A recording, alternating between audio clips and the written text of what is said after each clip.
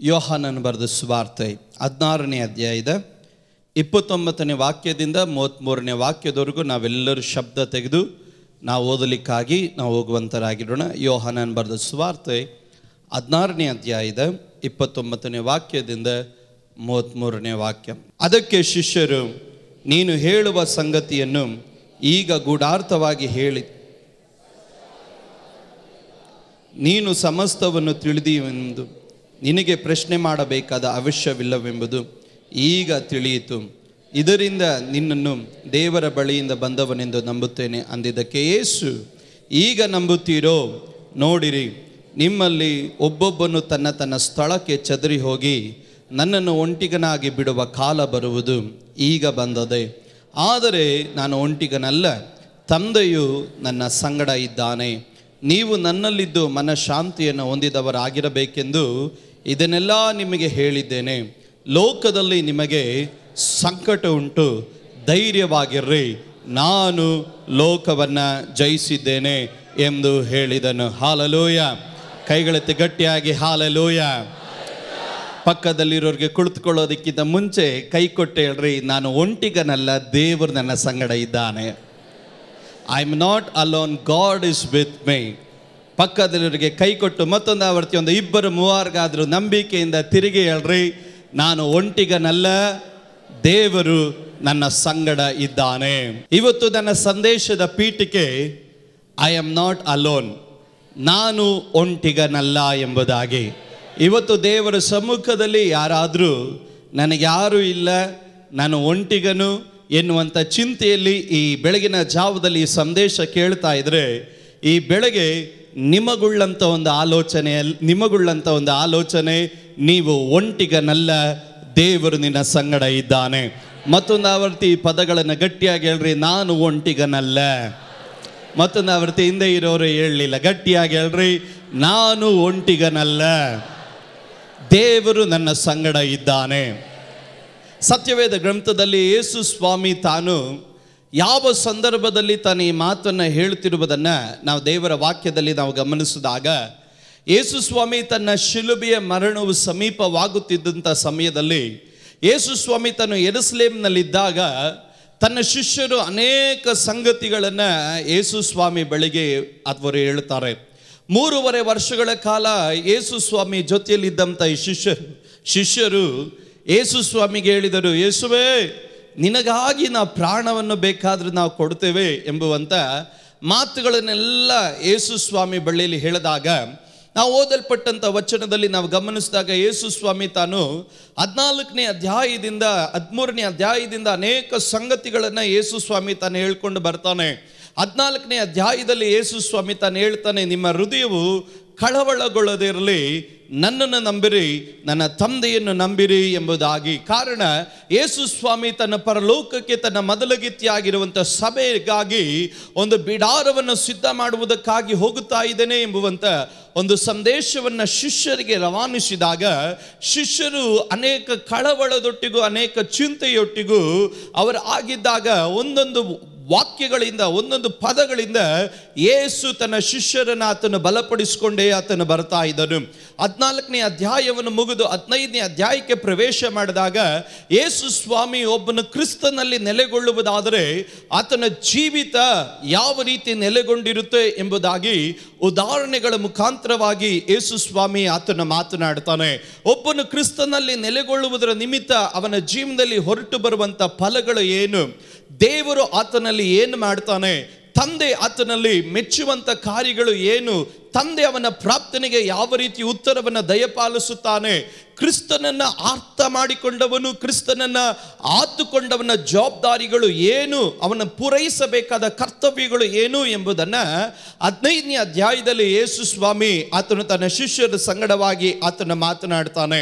16ನೇ ಅಧ್ಯಾಯಕ್ಕೆ ಪ್ರವೇಶ ಮಾಡಿದಾಗ ಯೇಸು ಸ್ವಾಮಿ ಇನ್ನು ಅನೇಕವಾದಂಥ ಸಂಗತಿಗಳು, ಅಂದರೆ ತಾನು ಹೋದ ನಂತರವಾಗಿ ತಮಗೆ ಸಹಾಯಕನಾಗಿ ಕಳಿಸಲ್ಪಡುವಂಥ ಪವಿತ್ರಾತ್ಮನ ಕುರಿತಾದಂಥ ಒಂದು ತಿಳುವಳಿಕೆಯನ್ನು, ಒಂದು ಅರಿವನ್ನ ಸಭೆಗೂ ತನ್ನ ಶಿಷ್ಯರಿಗೂ ಯೇಸು ಸ್ವಾಮಿ ಆತನು ತಿಳಿಸ್ತಾ ಇದ್ದಾನೆ.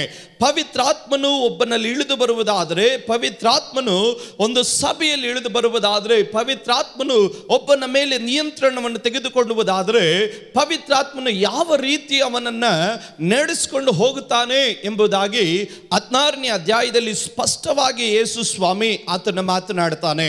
17ನೇ ಅಧ್ಯಾಯಕ್ಕೆ ಪ್ರವೇಶ ಮಾಡಿದಾಗ ತಂದೆಯಾದಂಥ ದೇವರ ಬಳಿಯಲ್ಲಿ ತನ್ನ ಜೊತೆಯಲ್ಲಿದ್ದಂಥ ಶಿಷ್ಯರಿಗಾಗಿ ಮಧ್ಯಸ್ಥಿಕೆಯನ್ನು ವಹಿಸಿ ಒಡಕಿನಲ್ಲಿ ನಿಂತು ಯೇಸು ಸ್ವಾಮಿ ಪ್ರಾರ್ಥನೆ ಮಾಡ್ತಾ ಇದ್ದಾನೆ. ಏನಕ್ಕಾಗಿ ಪ್ರಾರ್ಥನೆ ಮಾಡ್ತಾ ಇರೋದು? ಯೇಸು ಸ್ವಾಮಿ ಅನೇಕ ಪ್ರಾರ್ಥನೆಗಳಲ್ಲಿ ಒಂದು ಪ್ರಾರ್ಥನೆಯನ್ನ ಯೇಸು ಸ್ವಾಮಿ ಮಾಡ್ತಾನೆ. ಅದರಲ್ಲಿ ಪ್ರಾಮುಖ್ಯವಾದದ್ದು, ತಂದೆಯೇ, ನಾನು ನೀನು ಒಂದಾಗಿರೋ ಪ್ರಕಾರ ಇವರು ಒಂದಾಗಿರುವುದಕ್ಕೆ ನೀನು ಇವರಿಗೆ ಕೃಪೆಯನ್ನು ದಯಪಾಲಿಸು ಎಂಬುದಾಗಿ ಶಿಷ್ಯರಿಗಾಗಿ ಯೇಸು ಸ್ವಾಮಿ ಒಡಕಿನಲ್ಲಿ ನಿಂತು ಪ್ರಾರ್ಥಿಸ್ತಾನೆ. ಮತ್ತೊಂದು ಆವೃತ್ತಿ ನಾನು ಹೇಳ್ತೇನೆ, 2018 ವರ್ಷಗಳ ಹಿಂದೆ ತನ್ನ ಹಿಂಬಾಲಿಸಿಕೊಂಡು ಬಂದಂಥ ಶಿಷ್ಯರಿಗಾಗಿ ಯೇಸು ಒಡಕಿನಲ್ಲಿ ನಿಂತು ಪ್ರಾರ್ಥಿಸ್ತಾನೆ. ತಂದೆಯೇ, ನಾನು ನೀನು ಒಂದೇ ಆದ ಪ್ರಕಾರವಾಗಿ ನಮ್ಮ ಜೊತೆಯಲ್ಲಿರುವ ಅಥವಾ ಇವರು ಶಿಷ್ಯರು ಒಂದಾಗಿರುವುದಕ್ಕೆ ನೀನು ಅವರಿಗೆ ಕೃಪೆಯನ್ನು ದಯಪಾಲಿಸು ಎಂಬುದಾಗಿ ಯೇಸು ಸ್ವಾಮಿ ಅವರಿಗಾಗಿ ಒಡಕಿನಲ್ಲಿ ನಿಂತು ಪ್ರಾರ್ಥಿಸ್ತಾನೆ. ಏನಕ್ಕಾಗಿ ಯೇಸು ಸ್ವಾಮಿ ಈ ರೀತಿ ಪ್ರಾರ್ಥನೆ ಮಾಡಬೇಕಾಗಿತ್ತು? ಕಾರಣ, ಒಂದು ಘೋರವಾದಂಥ ಒಂದು ಶಿಲುಬೆಯ ಮರಣ ಮುಂಭಾಗದಲ್ಲಿದೆ. ಅನೇಕ ಸಾರಿ ಯೇಸು ಸ್ವಾಮಿ ತನ್ನ ಶಿಷ್ಯರ ಬಳಿಯಲ್ಲಿ ಮಾತನಾಡುವುದಾದರೂ ಅವರು ಇದನ್ನು ಊಹಿಸೋದಕ್ಕಾಗಲಿ ಅವರು ಇದನ್ನು ಅರ್ಥ ಮಾಡಿಕೊಳ್ಳೋದಕ್ಕಾಗಲಿ ಅವರ ಕೈಯಲ್ಲಿ ಸಾಧ್ಯವಾಗಲಿಲ್ಲ. ಯೇಸು ಸ್ವಾಮಿ ಅದನ್ನು ಕಣ್ಣಾರೆ ಕಂಡು ಆತನು ಹೇಳ್ತಾ ಇದ್ದಾನೆ, ಕುರುಬನನ್ನು ಒಡೆದಾಗ ಕುರಿಗಳು ಅದು ಚದರಿ ಹೋಗುವಂತದ್ದಾಗಿದೆ. ಕುರುಬನನ್ನ ಬಾಧಿಸಿದಾಗ, ಕುರುಬನನ್ನ ಒಡೆದಾಗ ಆತನನ್ನು ಹಿಂಬಾಲಿಸಿಕೊಂಡು ಬಂದಂತ ಕುರಿಗಳು ಅದು ಚದರಿ ಹೋಗುವಂತದ್ದು. ಆದ್ರಿಂದ ಯಜಮಾನನ ಬಳಿಯಲ್ಲಿ, ತಂದೆ ಬಳಿಯಲ್ಲಿ ಯೇಸು ಸ್ವಾಮಿ ಹೇಳ್ತಾ ಇದ್ದಾನೆ, ಅಪ್ಪ, ನಾನು ಹಿಂಸೆಗಳಲ್ಲಿ ಪಾಡುಗಳಲ್ಲಿ ನಾನು ಹಾದು ಹೋದಾಗ ನನ್ನನ್ನು ಹಿಂಬಾಲಿಸುವಂತ ಮಂದೆಯು ಈ ಜನರು ಚದರಿ ಹೋಗದೆ ಇರತಕ್ಕಂತೆ ನೀನು ಅವರಿಗೆ ಕೃಪೆಯನ್ನ ದಯಪಾಲಿಸು ಎಂದು ಅವರ ಧೈರ್ಯಕ್ಕಾಗಿ ಯೇಸು ಸ್ವಾಮಿ ಆತನು ಪ್ರಾರ್ಥನೆ ಮಾಡ್ತಾ ಇದ್ದಾನೆ. ತನ್ನ ಪ್ರಾರ್ಥನೆಯನ್ನು ಮುಗಿಸಿ ತನ್ನ ಕೊನೆ ಭಾಗಕ್ಕೆ ಬರಬೇಕಾದ್ರೆ ಶಿಷ್ಯರೆಲ್ಲ ಹೇಳಿದ್ರು, ಯೇಸುವೆ, ಏನೇ ನಡೆದ್ರು ನಾವು ನಿನ್ನನ್ನು ಬಿಟ್ಟು ಹೋಗೋದಿಲ್ಲ, ನಿನಗಾಗಿ ನನ್ನ ಪ್ರಾಣವನ್ನೇ ಕೊಡುತ್ತೇವೆ, ನಿಮಗಾಗಿ ನಮ್ಮ ಜೀವವನ್ನೇ ಕೊಡುತ್ತೇವೆ ಎಂಬುದಾಗಿ ಒಬ್ಬರ ನಂತರವಾಗಿ ಒಬ್ಬರು ಅನೇಕ ಸಂಗತಿಗಳನ್ನು ಹೇಳಿದ್ರು ಸಹ ಯೇಸು ಸ್ವಾಮಿ ಅವರನ್ನು ನೋಡಿ ತಾನು ಈ ರೀತಿ ಹೇಳ್ತಾ ಇದ್ದಾನೆ. ನಾವು ಓದಲ್ಪಟ್ಟಂತ ವಾಕ್ಯದಲ್ಲಿ ನಾವು ಈ ರೀತಿಯಾಗಿ ಗಮನಿಸ್ತೀವಿ, ನಿಮ್ಮಲ್ಲಿ ಒಬ್ಬೊಬ್ಬನು ತನ್ನ ತನ್ನ ಸ್ಥಳಕ್ಕೆ ಚದರಿ ಹೋಗಿ ನನ್ನನ್ನು ಒಂಟಿಗನಾಗಿ ಬಿಡುವ ಕಾಲ ಬರುವುದು, ಈಗ ಬಂದಿದೆ. ಆದರೆ ಯೇಸು ಸ್ವಾಮಿ ಹೇಳ್ತಾನೆ, ನಾನು ಒಂಟಿಗನಲ್ಲ, ತಂದೆ ನನ್ನ ಸಂಗಡ ಇದ್ದಾನೆ. ಇವತ್ತು ಆ ಪದಕ್ಕಾಗಿ ನಾನು ದೇವರಿಗೆ ಸ್ತೋತ್ರ ಹೇಳ್ತೇನೆ. ಯಾರು ನಾನು ಒಂಟಿಗನಲ್ಲ ಎಂದು ಹೇಳೋದಕ್ಕೆ ಸಾಧ್ಯ ಗೊತ್ತಾ? ದೇವರ ಉದ್ದೇಶವನ್ನು ಅರ್ಥ ಮಾಡಿಕೊಂಡು ದೇವರ ಉದ್ದೇಶದಲ್ಲಿ ಯಾರು ನಿಲ್ತಾರೋ ಅವರು ಮಾತ್ರನೇ ಧೈರ್ಯವಾಗಿ ಹೇಳೋದಕ್ಕೆ ಸಾಧ್ಯ, ನಾನು ಒಂಟಿಗನಲ್ಲ, ತಂದೆ ನನ್ನ ಸಂಗಡ ಇದ್ದಾನೆ.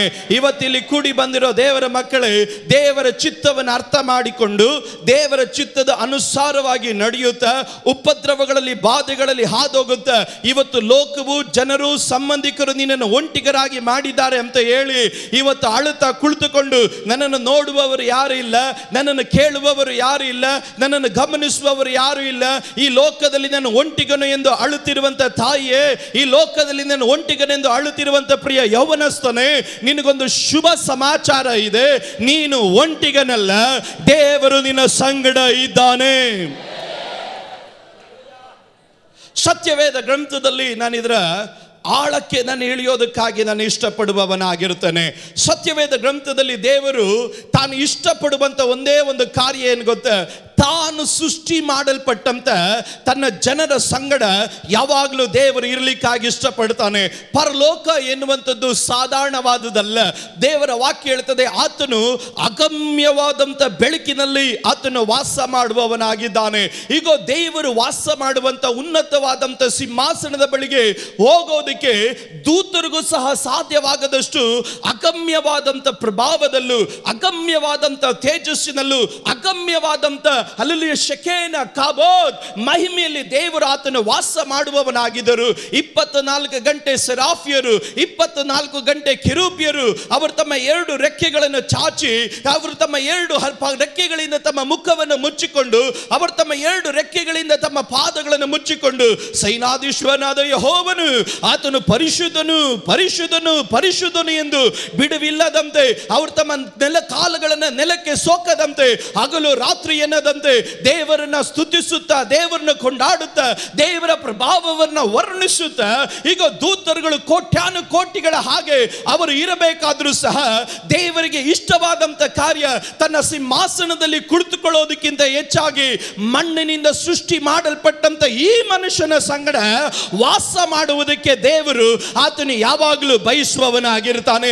ಇವತ್ತಿಲ್ಲಿ ಕೂಡಿ ಬಂದಿರುವಂತ ದೇವರ ಮಕ್ಕಳೇ, ಪಾಸ್ಟರ್ ನಾನು ಒಬ್ಬಂಟಿಗನು ದೇವರು ನನ್ನ ಸಂಗಡ ಇರ್ತಾನ ಎಂದು ಪ್ರಶ್ನೆ ಮಾಡೋರು ಯಾರಾದ್ರೂ ಇದ್ರೆ ನಾನು ಹೇಳ್ತೇನೆ, ನಿಶ್ಚಯವಾಗಿ ನನ್ನ ದೇವರಿಗೆ ಬಹಳ ಇಷ್ಟವುಳ್ಳ ಕಾರ್ಯ ನಿನ್ನ ಸಂಗಡ ಇರೋದು, ನನ್ನ ದೇವರಿಗೆ ಬಹಳ ಪ್ರಿಯವಾದ ಕಾರ್ಯ ನಿನ್ನ ಜೊತೆಯಲ್ಲಿ ಇರೋದು, ನನ್ನ ದೇವರಿಗೆ ಬಹಳ ಪ್ರಿಯವಾದಂತ ಕಾರ್ಯ ನೀನು ಎಂತ ಪರಿಸ್ಥಿತಿಯಲ್ಲಿ ಆದೋದ್ರು ಆತನು ನಿನ್ನ ಸಂಗಡ ಇರೋದಕ್ಕೆ ದೇವರು ಬಯಸುತ್ತಾನೆ. ಸತ್ಯವೇದ ಗ್ರಂಥದಲ್ಲಿ ಅನೇಕ ವಾಗ್ದಾನಗಳನ್ನು ದೇವರು ನಾನು ನಿನ್ನ ಸಂಗಡ ಇದ್ದೇನೆ ಎಂದು ಜನರಿಗೆ ದೇವರು ಆತನ ವಾಗ್ದಾನವನ್ನು ಮಾಡ್ತಾನೆ. ಸತ್ಯವೇದ ಗ್ರಂಥದಲ್ಲಿ ಧರ್ಮೋಪದೇಶ ಕಂಡ ಪುಸ್ತಕ 31ನೇ ಅಧ್ಯಾಯದ 6ನೇ ವಾಕ್ಯದಲ್ಲಿ ದೇವರು ತಾನು ಈ ರೀತಿಯಾಗಿ ಹೇಳ್ತಾನೆ ನೋಡ್ರಿ. ಧರ್ಮೋಪದೇಶ ಕಂಡ ಪುಸ್ತಕ 31ನೇ ಅಧ್ಯಾಯದ 6ನೇ ವಾಕ್ಯದಲ್ಲಿ, ನೀವು ಶೂರರಾಗಿರ್ರಿ, ಧೈರ್ಯದಿಂದಿರ್ರಿ, ಅವರಿಗೆ ಹಂಜಬೇಡಿರಿ, ಕಳವಳ ಪಡಬೇಡಿರಿ, ನಿಮ್ಮ ದೇವರಾದ ಯೆಹೋವನೇ ನಿಮ್ಮ ಸಂಗಡ ಇರುತ್ತಾನಲ್ಲ, ಆತನು ನಿಮ್ಮನ್ನ ಕೈ ಬಿಡುವುದಿಲ್ಲ, ಅಪಜಯಕ್ಕೆ ಗುರಿಪಡಿಸುವುದೇ ಇಲ್ಲ ಎಂದು ಹೇಳಿದನು ಎಂಬುದಾಗಿ. ಆ ಪದಕ್ಕಾಗಿ ನಾನು ದೇವರಿಗೆ ಸ್ತೋತ್ರ ಮಾಡ್ತೇನೆ. ಮೋಶೆ ತಾನು ಇಸ್ರಾಯೇಲ್ ಜನರಿಗೆ ತಾನು ಹೇಳ್ತಿರುವಂತ ಒಂದು ಪದವನ್ನು ಗಮನಿಸಿ ಆತನು ಹೇಳ್ತಾನೆ, ಶೂರರಾಗಿರ್ರಿ ಎಂಬುದಾಗಿ. 31ನೇ ಅಧ್ಯಾಯದ 1ನೇ ವಾಕ್ಯದಿಂದ ಓದಿಕೊಂಡು ಬಂದಾಗ ಇಸ್ರಾಯೇಲ್ ಜನರು ಅವರು ಹಾದು ಬಂದಂತ ಶತ್ರುಗಳ ಮೇಲೆ ದೇವರು ಅವರಿಗೆ ಜಯವನ್ನು ಕೊಟ್ಟನು. ಈಗೋ ಮತ್ತೊಂದು ಗುಂಪಿನ ಶತ್ರುಗಳು ಮುಂದೆ ಇದ್ದಾರೆ. ಅವರು ಬಲಿಷ್ಠರು, ಅವರಿಗೆ ಶಕ್ತಿ ಇದೆ, ಅವರು ಗಾತ್ರವುಳ್ಳವರು, ಅವರು ಪರಾಕ್ರಮಿಗಳು. ಇದುವರೆಗೂ ನಡೆದಂತ ಯುದ್ಧಗಳಲ್ಲೆಲ್ಲ ದೇವರವರಿಗೆ ಜಯ ಕೊಟ್ಟು ದೇವರು ನಡೆಸಿದನು. ಆದ್ರೆ ಅವರ ಹಿಂತಿರುಗಿ ನೋಡಿದಾಗ ಗುಣಗುಟ್ಟಿ ಅಪನಂಬಿಕೆ ಪದಗಳನ್ನು ಹೇಳಿ ಒಂದು ಗುಂಪಿನ ಜನ ಅವರು ಮರುಭೂಮಿಯಲ್ಲಿ ಸತ್ತು ಹೋದರು. ಈಗ ಒಂದು ಗುಂಪಿನ ಜನ ಈಗ ಉಳಿದಿದ್ದಾರೆ. ಅವರನ್ನು ನೋಡಿಕೊಂಡು ಅಲ್ಲಿ ಮೋಶೆ ತಾನು ಹೇಳ್ತಾ ಇದ್ದಾನೆ, ನೀವು ಶೂರರಾಗಿರ್ರಿ, ನೀವು ಧೈರ್ಯವಾಗಿರ್ರಿ, ಕಳವಳ ಪಡಬೇಡ್ರಿ, ಅಂಜಬೇಡ್ರಿ, ನಿಮ್ಮ ದೇವರಾದ ಯೆಹೋವನು ನಿಮ್ಮ ಸಂಗಡ ಇದ್ದಾನೆ. ಇವತ್ತಿಲ್ಲಿ ಕೂಡಿ ಬಂದಿರೋ ದೇವರ ಮಕ್ಕಳೇ, ಕಳವಳ ಪಡ್ತಾ ಇದ್ದೀರಾ, ಭಯ ಪಡ್ತಾ ಇದ್ದೀರಾ, ಅಂಜಿದ್ದೀರಾ, ಏನಾಗುತ್ತೋ ಏನ್ ಸಂಭವಿಸುತ್ತೋ ಎನ್ನುವಂತ ಕಳವಳ ನಿನ್ನ ಹೃದಯವನ್ನು ಆಳ್ತಾ ಇದೆಯಾ? ಇವತ್ತು ದೇವರು ನಿನ್ನ ಸಂಗಡ ಇದ್ದಾನೆ. ಇವತ್ತು ಅಂಜೋದಿಕ್ಕೆ ಹೋಗಬೇಡ್ರಿ, ಕಳವಳಗೊಳ್ಳೋದಿಕ್ಕೆ ಹೋಗಬೇಡ್ರಿ. ಕಾರಣ ನನಗೆ ಬಹಳ ಇಷ್ಟ ಕೊಡುವಂತ ಒಂದು ಕಾರ್ಯ ಏನು ಗೊತ್ತಾ? ಆತನು ನಿಮ್ಮನ್ನ ಕೈ ಬಿಡೋದಿಲ್ಲ. ಮುಂದಿನ ಪದ ಮರೆಯಂಗಿಲ್ಲ. ಏನು ಗೊತ್ತಾ? ಬೈಬಲ್ ಹೇಳ್ತದೆ, ಅಪಜಯಕ್ಕೆ ನಿಮ್ಮನ್ನು ಗುರಿಪಡಿಸುವುದೇ, ಅಪಜಯಕ್ಕೆ ನಿಮ್ಮನ್ನು ಗುರಿಪಡಿಸುವುದೇ. ಯಾರಾದ್ರೂ ಗಟ್ಟಿಯಾಗಿ ಹೇಳ್ರಿ, ಅಪಜಯಕ್ಕೆ ನಿಮ್ಮನ್ನು ಗುರಿಪಡಿಸುವುದೇ. ಮತ್ತೊಂದು ಆವೃತ್ತಿ ಕೆಲವರು ಹೇಳಲಿಲ್ಲ, ಅಪಜಯಕ್ಕೆ ನಿಮ್ಮನ್ನು ಗುರಿಪಡಿಸುವುದೇ. ಇವತ್ತು ದೇವರು ನಿನ್ನ ಸಂಗಡ ಇರುವುದಾದ್ರೆ ಯಾವ ಅಪಜಯಕ್ಕೂ ನೀನು ತುತ್ತಾಗೋದಿಕ್ಕೆ ನನ್ನ ದೇವರು ನಿನ್ನ ಜೀವನದಲ್ಲಿ ಅನುಮತಿ ಕೊಡೋದಿಲ್ಲ. ಹಣದ ವಿಷಯದಲ್ಲಿ ನೀನು ಸೋಲೋದಿಕ್ಕೆ ದೇವರು ಅನುಮತಿ ಕೊಡೋದಿಲ್ಲ. ನಿನ್ನ ಕುಟುಂಬದ ವಿಷಯದಲ್ಲಿ ಸೋಲೋದಿಕ್ಕೆ ದೇವರು ನಿನಗೆ ಅನುಮತಿ ಕೊಡೋದಿಲ್ಲ. ನಿನ್ನ ಸೇವೆಯ ವಿಷಯದಲ್ಲಿ ಸೋಲೋದಿಕ್ಕೆ ದೇವರು ನಿನಗೆ ಅನುಮತಿ ಕೊಡೋದಿಲ್ಲ. ಈ ಕ್ರೈಸ್ತ ಮಾರ್ಗವನ್ನು ಹಿಂಬಾಲಿಸಿದಂತ ನಿಮಿತ್ತವಾಗಿ ಇದರ ವಿಷಯದಲ್ಲಿ ನೀನು ಸೋತೆ ಅಂತ ಹೇಳೋದಿಕ್ಕೆ ದೇವರು ನಿನ್ನನ್ನು ಗುರಿ ಮಾಡೋದೇ ಇಲ್ಲ. ಕಾರಣ ನನ್ನ ದೇವರ ವಿಶೇಷತೆ ನಿನ್ನ ಸಂಗಡ ಇರುವುದಾದ್ರೆ ಆತನು ನಿನ್ನನ್ನು ಜಯದ ಮೇಲೆ ಜಯವಾಗಿ ಆತನು ನಿಮ್ಮನ್ನು ನಡೆಸುವವನು. ಇವತ್ತು ಸೋತೆ ಅಂತ ಯಾರಾದ್ರೂ ಹೇಳೋರಿದ್ರೆ ನಾನು ಹೇಳ್ತೇನೆ, ಇಲ್ಲ ಇಲ್ಲ ಇಲ್ಲ, ನಾನು ಪ್ರಸಂಗ ಮಾಡುವಂತ ದೇವರ ವಾಕ್ಯ ಸುಳ್ಳು ಹೇಳೋದಿಲ್ಲ. ನಿನ್ನನ್ನು ದೇವರು ಸೋಲಿಗೆ ಅಪಜಯಕ್ಕೆ ದೇವರು ನಿನ್ನನ್ನು ಗುರಿ ಮಾಡುವುದಿಲ್ಲ.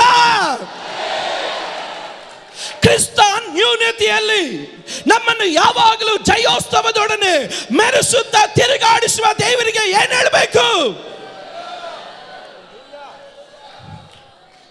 ಮತ್ತೊಂದು ಆವರ್ತಿ ಹೇಳ್ತಾನೆ, ಕ್ರಿಸ್ತನ ಅನ್ಯೋನ್ಯತೆಯಲ್ಲಿ ನಮ್ಮನ್ನು ಯಾವಾಗಲೂ ಜಯೋತ್ಸವದೊಡನೆ ನಡೆಸುತ್ತಾ ದೇವರಿಗೆ ಏನ್ ಹೇಳ್ಬೇಕು ಗೊತ್ತಾ? ಸ್ತೋತ್ರ ಹೇಳಬೇಕು. ಇವತ್ತು ದೇವರ ಮಕ್ಕಳೇ, ನನ್ನ ಬಾಯಲ್ಲಿ ಗುಣಗುಟ್ಟೋದಕ್ಕಲ್ಲ ದೇವರು ನನ್ನನ್ನು ಕರೆದಿರೋದು, ಅಳೋದಕ್ಕಲ್ಲ ದೇವರು ನನ್ನನ್ನು ಕರೆದಿರೋದು, ದೇವರು ಎಲ್ಲಿ ಅಂತ ಪ್ರಶ್ನೆ ಮಾಡೋದಕ್ಕಲ್ಲ ದೇವರು ಕರೆದಿರೋದು, ನನ್ನನ್ನು ಕೈ ಬಿಟ್ಟ ದೇವರೇ ಎಂದು ಪ್ರಶ್ನೆ ಮಾಡೋದಕ್ಕಲ್ಲ ದೇವರು ನನ್ನನ್ನು ಆರಿಸಿಕೊಂಡಿರೋದು. ಕ್ರಿಸ್ತನ ಅನ್ಯೋನ್ಯತೆಯಲ್ಲಿ ನಾನು ಯಾವಾಗ ದೇವರನ್ನ ಗಟ್ಟಿಯಾಗಿ ಹಿಡ್ಕೊಂಡು ನಾನು ಯಾವಾಗ ಸ್ತೋತ್ರ ಹೇಳೋದಕ್ಕಾಗಿ ಪ್ರಾರಂಭಿಸ್ತು, ಪ್ರತಿಕೂಲ ಬಂದ್ರು, ಹೋರಾಟಗಳು ಬಂದ್ರು, ಯೇಸು ನನಗೆ ಸಾಕು ಎಂದು ಯಾವಾಗ ನಾನು ಗಟ್ಟಿಯಾಗಿ ಕೂಗಿ ಹೇಳಿದ್ನು, ಆ ಅನ್ಯೋನ್ಯತೆಯಲ್ಲಿ, ಆ ಯೇಸುವಿನಲ್ಲಿ, ಕರ್ತನಲ್ಲಿ ಇರುವವರನ್ನ ದೇವರು ಯಾವಾಗ ಯಾವ ರೀತಿ ನಡೆಸ್ತಾನೆ ಗೊತ್ತಾ? ಜಯೋತ್ಸವದೊಡನೆ ದೇವರು ನಿನ್ನನ್ನ ಮೆರೆಸುತ್ತಾ ಆತ ನಿನ್ನನ್ನು ತಿರುಗಾಡಿಸುವ ದೇವರಿಗೆ ಇವತ್ತು ಯಾರಾದ್ರೂ ಗಟ್ಟಿಯಾಗಿ ಸ್ತೋತ್ರ ಹೇಳ್ರಿ. ನೀನು ಗುರಿ ಆಗೋದಕ್ಕೆ ದೇವರು ಬಿಡೋದಿಲ್ಲ.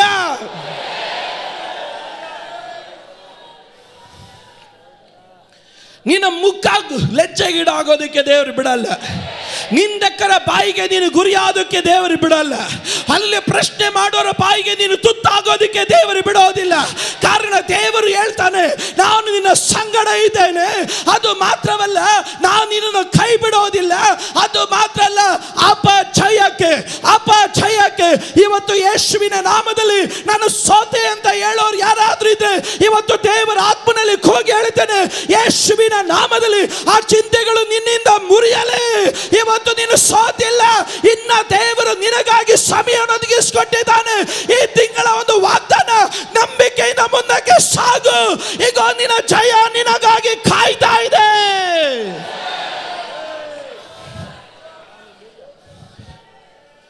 ನಿನ್ನ ಜಯ ನಿನಗಾಗಿ ಕಾಯ್ತಾ ಇದೆ. ವಿಕ್ಟ್ರಿ ಸಭೆಯಲ್ಲಿ ಬರೋ ದೇವರ ಮಕ್ಕಳೇ,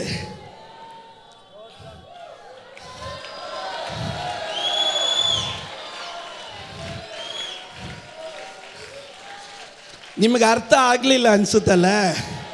ವಿಕ್ಟ್ರಿ ಸಭೆಯಲ್ಲಿರೋ ದೇವರ ಮಕ್ಕಳೇ, ಈ ಸಭೆಯಲ್ಲಿರುವಂಥದ್ದು ಚಿಕ್ಕ ಮಗುವಿನಿಂದ ದೊಡ್ಡವರವರೆಗೂ ಯಾರು ನನ್ನ ಫೇಲ್ಯೂರ್, ನಾನು ಸೋತೆ ಅನ್ನೋದಕ್ಕೆ ದೇವರ ಅನುಮತಿ ಕೊಡೋದಿಲ್ಲ. ಈ ವಿಕ್ಟ್ರಿ ಸಭೆ ಒಳಗಡೆ ಬರುವವರನ್ನ ಪ್ರತಿಯೊಬ್ಬರನ್ನ ದೇವರು ಜಯಕ್ಕೆ ದೇವರು ಗುರಿ ಮಾಡ್ತಾನೆ ಹೊರತು, ನಂಬೋರು ಯಾರಾದ್ರೂ ಗಟ್ಟಿಯಾಗಿ ದೇವರಿಗೆ ಸ್ತೋತ್ರ ಹೇಳಬೇಕು. ಈ ವಿಕ್ಟ್ರಿ ಸಭೆಗೆ ಬಂದಿರೋ ದೇವರ ಮಕ್ಕಳು, ನಿನ್ನ ಸೇವೆ ಸೋಲಲ್ಲ, ನಿನ್ನ ಪ್ರಾರ್ಥನೆ ಸೋಲಲ್ಲ, ನಿನ್ನ ಆರಾಧನೆ ಸೋಲಲ್ಲ, ನಿನ್ನ ದೇವರ ನಾಮಕ್ಕಾಗಿ ಕೊಡುವಂತ ಒಂದೊಂದು ಪೈಸಾ ಅದು ವ್ಯರ್ಥವಾಗಿ ಹೋಗೋದಿಲ್ಲ. ಈ ವಿಕ್ಟ್ರಿ ಸಭೆ ಒಳಗಡೆ ಕಾಲಿಡುವಂತ ನಿನಗೆ ಜಯದ ಮೇಲೆ ಜಯ, ಜಯದ ಮೇಲೆ ಜಯ, ಜಯದ ಮೇಲೆ ಜಯ. ಯಾರಾದ್ರೂ ಗಟ್ಟಿಯಾಗಿ ಕೂಗಿ ಹೇಳ್ರಿ, ನಾನು ಒಬ್ಬಂಟಿಗನಲ್ಲ, ದೇವರು ನನ್ನ ಸಂಗಡ ಇದ್ದಾನೆ, ನನ್ನನ್ನು ದೇವರು ಅಪಜಯಕ್ಕೆ ಗುರಿ ಮಾಡೋದಿಲ್ಲ.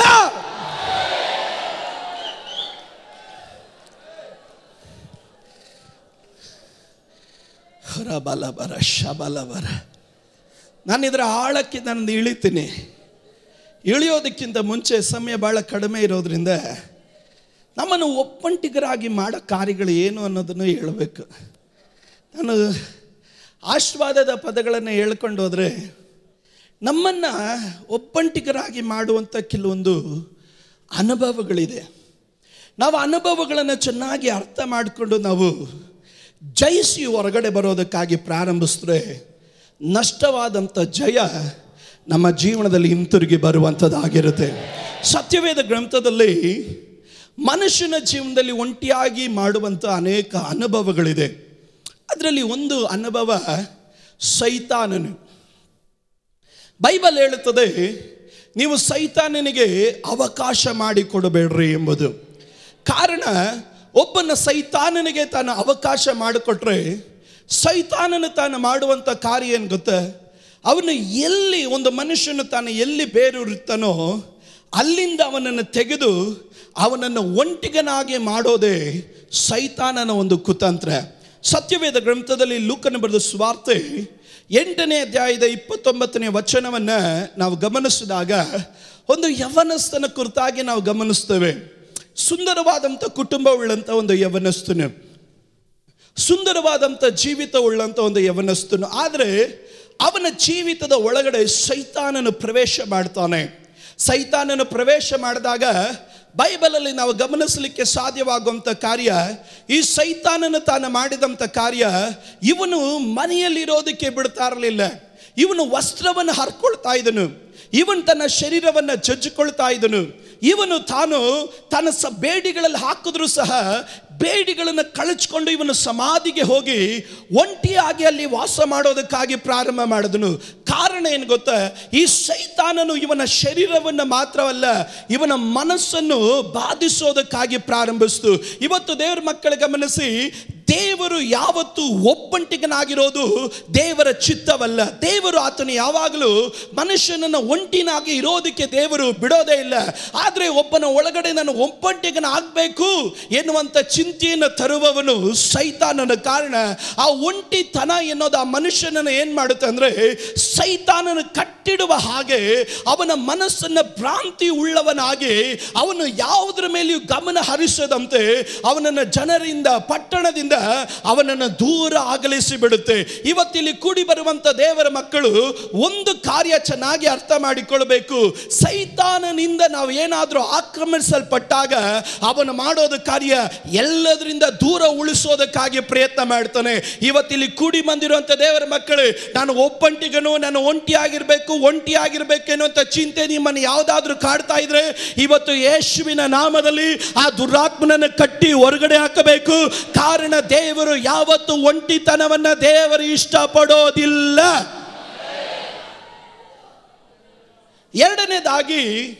ಒಂದನೇದಾಗಿ ಸೈತಾನನ ಇದಕ್ಕೆ ವಿವರಿಸೋದಕ್ಕೆ ಸಮಯ ಇಲ್ಲದಿರೋದ್ರಿಂದ ಆದಷ್ಟು ಬೇಗ ಕೆಲವೊಂದು ಭಾಗಗಳನ್ನು ಹೇಳ್ತೀನಿ. ಎರಡನೇದಾಗಿ, ಪಾಪವು ಮನುಷ್ಯನನ್ನು ಒಂಟಿಯಾಗಿ ಮಾಡುತ್ತೆ. ನಾವು ಆದಿಕಾಂಡ 3ನೇ ಅಧ್ಯಾಯದ 8ನೇ ವಾಕ್ಯವನ್ನು ಗಮನಿಸಿದಾಗ ಬೈಬಲಲ್ಲಿ ನಾವು ಈ ರೀತಿಯಾಗಿ ನಾವು ಓದ್ತೇವೆ, ದೇವರ ಸಂಗಡ ಅನ್ಯೋನ್ಯವಾಗಿದ್ದಂಥ ಆದಾಮನು ಮತ್ತು ಅವಳು ದೇವರು ಮಾಡಬೇಡ ಎನ್ನುವಂಥ ಕೆಲಸವನ್ನು ಮಾಡಿದಾಗ, ಪಾಪವನ್ನು ಮಾಡಿದಾಗ, ಪಾಸ್ಟರ್ ಪಾಪ ಅಂದರೆ ಏನು? ನಮ್ಮ ಸುಲಭವಾದಂಥ ಭಾಷೆಯಲ್ಲಿ ಹೇಳಿದ್ರೆ the sin of commission and sin of omission ಅಂತ ಹೇಳ್ತಾರೆ. ಮತ್ತೊಂದು ಆವರ್ತಿ ಹೇಳ್ತೀನಿ, the sin of commission and the sin of omission ಅಂತ ಹೇಳ್ತಾರೆ. ಅಂದರೆ ಸಿನ್ ಆಫ್ ಕಮಿಷನ್ ಅಂತ ಅಂದರೆ ಏನು? ದೇವರು ಮಾಡು ಎನ್ನುವಂಥ ಕೆಲಸವನ್ನು ನೀನು ಮಾಡದೇ ಇದ್ರೆ ಪಾಪ. ಸಿನ್ ಆಫ್ ಒಮಿಷನ್ ಅಂದರೆ ಏನು? ದೇವರು ಮಾಡಬೇಡ ಎನ್ನುವಂಥ ಕೆಲಸವನ್ನು ನೀನು ಮಾಡಿದ್ರೆ ಪಾಪ. ನೀವ್ಯಾರು ಸ್ತೋತ್ರ ಹೇಳಿಲ್ಲ. ಮತ್ತೊಂದು ಆವರ್ತಿ ಹೇಳ್ತೇನೆ, ದೇವರು ಮಾಡು ಎನ್ನುವಂಥ ಕೆಲಸವನ್ನ ನೀನು ಮಾಡಿದ್ರೆ ಇದ್ರೆ ಪಾಪ. ದೇವರು ನೀನು ಮಾಡಬೇಡ ಎನ್ನುವಂಥ ಕೆಲಸವನ್ನ ನೀನು ಮಾಡಿದ್ರೆ ಪಾಪವಾಗಿರುತ್ತೆ. ಇವತ್ತು ದೇವ್ರ ಮಕ್ಕಳೇ, ದೇವರು ನಮಗೆ ಅನೇಕದನ್ನ ಮಾಡಬೇಡ ಅಂತ ಹೇಳ್ತಾನೆ, ಆದರೂ ಸಹ ನಾವು ಮಾಡಿಕೊಂಡು ಕೈಗಳನ್ನು ತಡ್ತಾ ಇರ್ತೀವಿ, ಪಾಪದಲ್ಲಿ ನಾವಿದ್ದೇವೆ. ಇವತ್ತು ದೇವರು ನಮಗೆ ಮಾಡು ಎನ್ನುವಂತ ಅನೇಕ ಕಾರ್ಯಗಳನ್ನು ದೇವರು ನಮಗೆ ಹೇಳಿದ್ದಾನೆ. ಕ್ಷಮಿಸು ಅಂತ ಹೇಳಿದ್ದಾನೆ, ಪ್ರಾರ್ಥಿಸು ಅಂತ ಹೇಳಿದ್ದಾನೆ, ಉಪವಾಸ ಮಾಡು ಅಂತ ಹೇಳಿದ್ದಾನೆ, ವಿದ್ಯನಾಗಿರು ಅಂತ ದೇವರು ಹೇಳಿದ್ದಾನೆ. ಅನೇಕ ಸಂಗತಿಗಳನ್ನು ದೇವರು ನಮಗೆ ಮಾಡು ಅಂತ ದೇವರು ಹೇಳಿದ್ದಾನೆ. ಆದರೂ ಇವತ್ತು ನಾವು ಮಾಡೋದಿಲ್ಲ. ಅದರ ಅರ್ಥ ನಾವಿನ್ನ ಪಾಪದಲ್ಲಿ ಇದ್ದೇವೆ ಎಂಬುದನ್ನು ಚೆನ್ನಾಗಿ ಅರ್ಥ ಮಾಡಿಕೊಳ್ಳಬೇಕು. ದೇವರ ವಾಕ್ಯದಲ್ಲಿ ಗಮನಿಸ್ತೇವೆ, ಮನುಷ್ಯ ಯಾವಾಗ ದೇವರು ಮಾಡಬೇಡ ಎನ್ನುವಂತ ಕಾರ್ಯವನ್ನ ಅವನು ಮಾಡಿದ್ನು, ಬೈಬಲ್ ಹೇಳ್ತದೆ, ಅವನು ದೇವರು ಸಂಜೆ ತಂಗಾಳಿಯಲ್ಲಿ ತಾನು ಇಳಿದು ಬಂದಾಗ ದೇವರ ವಾಕ್ಯ ಹೇಳ್ತದೆ, ಆದಾಮನು ಮತ್ತು ಅವಳು ಹೋಗಿ ಒಂದು ಮರದ ಕೆಳಗಡೆ ಅವರು ಕುಳಿತುಕೊಂಡರು. ದೇವರನ್ನು ನೋಡೋದಕ್ಕಾಗಲಿಲ್ಲ, ದೇವರ ಬಳಿಯಲ್ಲಿ ಮುಖಾಮುಖಿಯಾಗಿ ಸಂದರ್ಶಿಸಲಿಕ್ಕಾಗಲಿಲ್ಲ, ದೇವರನ್ನ ಎದುರುಗೊಳ್ಳಕ್ಕಾಗಲಿಲ್ಲ. ಕಾರಣ ಅವರ ಒಳಗಡೆ ಇದ್ದಂತ ಪಾಪ ಏನ್ ಮಾಡ್ತು, ಅವರಿಗೂ ದೇವರಿಗೂ ಒಂದು ಅಂತರವನ್ನು ತಂದು ಅವರನ್ನ ಒಂಟಿತನವಾಗಿ ಮಾರ್ಪಡಿಸಿತು. ಇವತ್ತಿಲ್ಲಿ ಕೂಡಿ ಬಂದಿರುವಂತ ದೇವರ ಮಕ್ಕಳು ಒಂದು ಕಾರ್ಯ ಚೆನ್ನಾಗಿ ಅರ್ಥ ಮಾಡಿಕೊಳ್ಬೇಕು. ಪಾಪ ನಿನ್ನ ಜೀವನದಲ್ಲಿ ಇದ್ದರೆ ನಿನ್ನನ್ನು ಪಾಪವು ಒಂಟಿತನವಾಗಿ ಮಾಡುತ್ತೆ. ಆರಂಭದಲ್ಲಿ ಚೆನ್ನಾಗಿರುತ್ತೆ, ಆರಂಭದಲ್ಲಿ ಏನು ತೊಂದರೆ ಇರೋದಿಲ್ಲ. ಆದರೆ ನೀನು ಅದರ ಆಳಕ್ಕೆ ಇಳಿದು ಇಳಿದು ಇಳಿದು ಇಳಿದು ಇಳಿದು ನೀನು ಹೋಗ್ತಾ ಇರಬೇಕಾದ್ರೆ ಅದರ ಕೊನೆಯ ಹಂತ ಎಲ್ಲಿಗೆ ತಲುಪುತ್ತಂದ್ರೆ ಅದು ನಿನ್ನ ಜೀವಿತದಲ್ಲಿ ಒಂಟಿಗನಾಗಿ ಮಾಡತಕ್ಕಂಥ ಒಂದು ಪರಿಸ್ಥಿತಿಗೆ ನಿನ್ನನ್ನು ತಲುಪಿಸಿ ಬಿಡುತ್ತೆ. ಹುಷಾರು, ಇವತ್ತು ನಿನ್ನ ಜೀವನದಲ್ಲಿ ಒಂಟಿತನವನ್ನು ಅನುಭವಿಸ್ತಾ ಇದೆಯಾ? ಪಾಪದಿಂದ ನೀನು ಹೊರಗಡೆ ಬರಬೇಕು. ಮೂರನೇದಾಗಿ ಅದರಲ್ಲೇ ಮುಂದಿನ ವಚನದಲ್ಲಿ ಗಮನಿಸ್ತೇವೆ, 12ನೇ ವಾಕ್ಯ, ಮನುಷ್ಯನ ಜೀವನದಲ್ಲಿ ಒಂಟಿಗನಾಗಿ ಮಾಡುವಂಥದ್ದು ದೂರು, ಕಂಪ್ಲೇಂಟ್ಸ್. ದೂರು ಮನುಷ್ಯನ ಜೀವನದಲ್ಲಿ ಒಂಟಿಗನಾಗಿ ಮಾಡುತ್ತೆ. ಇವತ್ತು ಕುಟುಂಬದಲ್ಲಿ ಗಂಡ ಹೆಂಡತಿ ಮೇಲೆ ಹೇಳೋ ದೂರು, ಹೆಂಡತಿ ಗಂಡನ ಮೇಲೆ ಹೇಳೋ ದೂರು, ಸ್ನೇಹಿತರು ತಮ್ಮ ತಮ್ಮಲ್ಲಿ ಹೇಳಿಕೊಳ್ಳುವ ದೂರು, ಅಕ್ಕ ತಂಗಿಯರು ತಮ್ಮ ತಮ್ಮಲ್ಲಿ ಮಾತನಾಡಿಕೊಳ್ಳುವಂಥ ದೂರು. ಇವತ್ತು ದೇವರ ಮಕ್ಕಳೇ, ನೋಡೋದಕ್ಕೆ ನೀವೆಲ್ಲ ಒಂದೇ ಇರ್ತೀರ, ಆದರೆ ಕಾಣದ ಮಂಡಲದಲ್ಲಿ ನೀವು ಒಬ್ಬರ ಮೇಲೆ ಒಬ್ಬರು ಹೇಳುವಂಥ ದೂರು ಇದೆಯಲ್ಲ, ಆ ದೂರು ಏನು ಮಾಡುತ್ತೆ, ನೀವು ಎಷ್ಟೇ ಹತ್ತಿರದಲ್ಲಿದ್ದರೂ ನಿಮ್ಮ ಮನಸ್ಸುಗಳು ಒಂದಾಗಿರೋದಿಲ್ಲ, ಅದು ಒಂಟಿಯಾಗೇ ಉಳಿದಿರುತ್ತೆ. ದೇವರ ಮೇಲೆ ಹೇಳುವಂಥ ದೂರು, ಮನುಷ್ಯರು ತಮ್ಮ ತಮ್ಮಲ್ಲಿ ನಾವು ಹೇಳುವಂಥ ದೂರುಗಳು, ಕುಟುಂಬದ ಒಳಗಡೆ ಹಾಕುವಂಥ ದೂರುಗಳು, ಕಂಪ್ಲೇಂಟ್ಗಳು, ಆಪಾದನೆಗಳು ಮನುಷ್ಯನನ್ನ ಇಚ್ಚೋಡು ಮಾಡೋದಿಲ್ಲ, ಮನುಷ್ಯನನ್ನ ಒಂಟಿಗನಾಗಿ ಮಾಡುತ್ತೆ. ಆದ್ರಿಂದಲೇ ಇವತ್ತು ಯೇಸು ಸ್ವಾಮಿ ಪ್ರಾರ್ಥನೆ ಮಾಡಿದನು, ತಂದೆಯೇ, ನಾನು ನೀನು ಒಂದೇ ಆಗಿರೋ ಪ್ರಕಾರ ಇವರು ತಮ್ಮ ತಮ್ಮಲ್ಲಿ ಒಂದಾಗಿರತಕ್ಕಂತೆ ನೀನು ಕೃಪೆಯನ್ನ ದಯಪಾಲಿಸು ಎಂಬುದು. ಇವತ್ತು ಅಂಕಲ್ ಕಳೆದ ದಿವಸಗಳಲ್ಲಿ ಈ ರೀತಿ ಹೇಳಿದ್ರು, ಯೂನಿಫಾರ್ಮಿಟಿ ಇಸ್ ನಾಟ್ ದ, ಅಲ್ಲಿ ಯೂನಿಟಿ ಎಂಬುದು ಅಂದ್ರೆ ಒಂದು ಒಳ್ಳೆ ಒಂದೇ ತರ ಡ್ರೆಸ್ ಹಾಕೊಳ್ಳೋದ್ರಿಂದ ನಾವೆಲ್ಲ ಐಕ್ಯವಾಗಿದ್ದೇವೆ ಅನ್ನೋದು ಅರ್ಥವಲ್ಲ. ನಾವೆಲ್ಲ ಒಂದೇ ಟೈಪ್ ಡ್ರೆಸ್, ಒಂದೇ ಟೈಪ್ ಸೀರೆ, ಒಂದೇ ಟೈಪ್ ಸೂಟು, ಒಂದೇ ಟೈಪ್ ಬಂಡಿ, ಒಂದೇ ಟೈಪ್ ಪ್ಯಾಂಟ್ ಹಾಕೊಳ್ಳೋದ್ರಿಂದ ನಾವು ಅನ್ಯೂನ್ಯವಾಗಿದ್ದೇವೆ ಅಂತ ಅಲ್ಲ. Uniformity is not the unity but heart. ನಮ್ಮ ಹೃದಯದಲ್ಲಿ ನಾವು ಏನು ಆಲೋಚನೆ ಮಾಡ್ತೀವೋ ಅದೇ ನಮ್ಮನ್ನು ಐಕ್ಯತೆಗೆ ತರೋದು. ಇವತ್ತೊಂದು ದೊಡ್ಡ ಗುಂಪು ಇರಬಹುದು, ಆದರೆ ನೀವು ಮುಂದೆ ದೂರದಿದ್ರು ಹಿಂದೆ ದೂರುವಂತ ದೂರುಗಳು ನಿಮ್ಮನ್ನ ಒಟ್ಟಿಗೆ ಸೇರಿಸೋದಿಲ್ಲ. ಒಂದು ಪಕ್ಷ ಗಂಡ ಹೆಂಡತಿ ಮೇಲೆ ಆಗಿರಬಹುದು, ಹೆಂಡತಿ ಗಂಡನ ಮೇಲೆ ಆಗಿರಬಹುದು, ಸ್ನೇಹಿತರು ತಮ್ಮ ತಮ್ಮಲ್ಲಾಗಿರಬಹುದು, ಅಕ್ಕ ತಂಗಿಯರು ತಮ್ಮ ತಮ್ಮಲ್ಲಾಗಿರಬಹುದು. ದೂರು ಯಾವಾಗ ಮನುಷ್ಯನ ಜೀವನದಲ್ಲಿ ಬರುತ್ತೋ ಮನುಷ್ಯನ ಜೀವಿತದಲ್ಲಿ ಒಂಟಿತನವನ್ನ ಬರಮಾಡುತ್ತೆ. ಇವತ್ತು ನೀವು ಪಾಸ್ಟ್ ಮೇಲೆ ದೂರ್ತಾ ಇದ್ರೆ ನಾನು ಒಂದು ಕಾರ್ಯ ಹೇಳ್ತೇನೆ, ನೀವು ಪಾಸ್ಟ್ ಇಂದ ನಿಶ್ಚಯವಾಗಿ ದೂರ ಉಳಿದವರೇ. ನೀವು ಸಭೆಯ ಮೇಲೆ ದೂರ್ತಾ ಇದ್ರೆ ನೀವು ಸಭೆಯಿಂದ ದೂರ ಉಳಿದವರೇ. ನೀವು ಸ್ತೋತ್ರ ಹೇಳದೇ ಇದ್ದಾಗ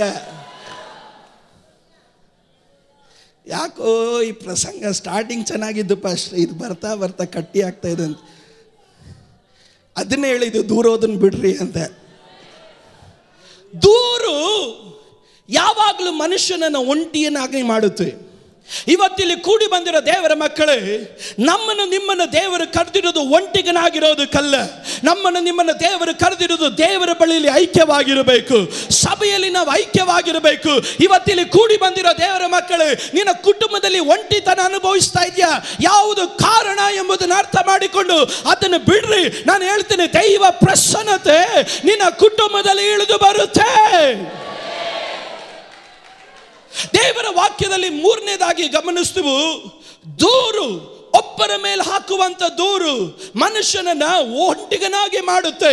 ನಾಲ್ಕನೇದಾಗಿ ಅನ್ಪ್ರಿಡಿಕ್ಟಬಲ್ ಕನ್ಫ್ಯೂಸಿಂಗ್ ಡಿಸಿಷನ್ಸ್, ಅಂದ್ರೆ ಊಹಿಸಲ್ಪಡದಿರುವಂತ ತೀರ್ಮಾನಗಳನ್ನ ಮಾಡ್ತೀವಲ್ಲ, ಭವಿಷ್ಯವನ್ನ ಊಹಿಸಲಿಕ್ಕಾಗದೆ ನಾವು ಮಾಡುವಂತ ಈ ಕಾಲದ ತೀರ್ಮಾನ ಅದು ನಮ್ಮನ್ನು ಒಂಟಿಗರಾಗಿ ಮಾಡುತ್ತೆ. ಕೆಲವರು ಇವತ್ತಿನ ಕಾಲಕ್ಕಾಗಿ ತೀರ್ಮಾನ ಮಾಡ್ತಾರೆ, ಈಗಿನ ಸಮಯಕ್ಕಾಗಿ ತೀರ್ಮಾನ ಮಾಡ್ತಾರೆ, ಈ ದಿನಕ್ಕಾಗಿ ತೀರ್ಮಾನ ಮಾಡ್ತಾರೆ. ನಾಳೆ ಏನು ಸಂಭವಿಸುತ್ತೆ ಅನ್ನೋದು ಅವರು ಊಹಿಸಲ್ಲ, ನಾಳೆ ಏನು ನಡೆಯುತ್ತೆ ಅನ್ನೋದು ಅವರು ಚಿಂತೆ ಮಾಡಲ್ಲ. ಇದರಿಂದ ಏನು ಸಂಭವಿಸುತ್ತೆ ನಾಳೆ ಎಂದು ಅವರು ಪರಿಗಣಿಸೋದೇ ಇಲ್ಲ. ಈ ಸಮಯಕ್ಕಾಗಿ, ಈ ನಿಮಿಷಕ್ಕಾಗಿ, ಈ ದಿನಕ್ಕಾಗಿ ಕೆಲವೊಂದನ್ನು ತೀರ್ಮಾನಗಳನ್ನು ಮಾಡಿಕೊಳ್ತಾರೆ. ಇದೇನು ಮಾಡುತ್ತೆ, ಅವ್ರನ್ನ ಭವಿಷ್ಯದಲ್ಲಿ ಒಬ್ಬಂಟಿಗರನ್ನಾಗಿ ಮಾಡುತ್ತೆ.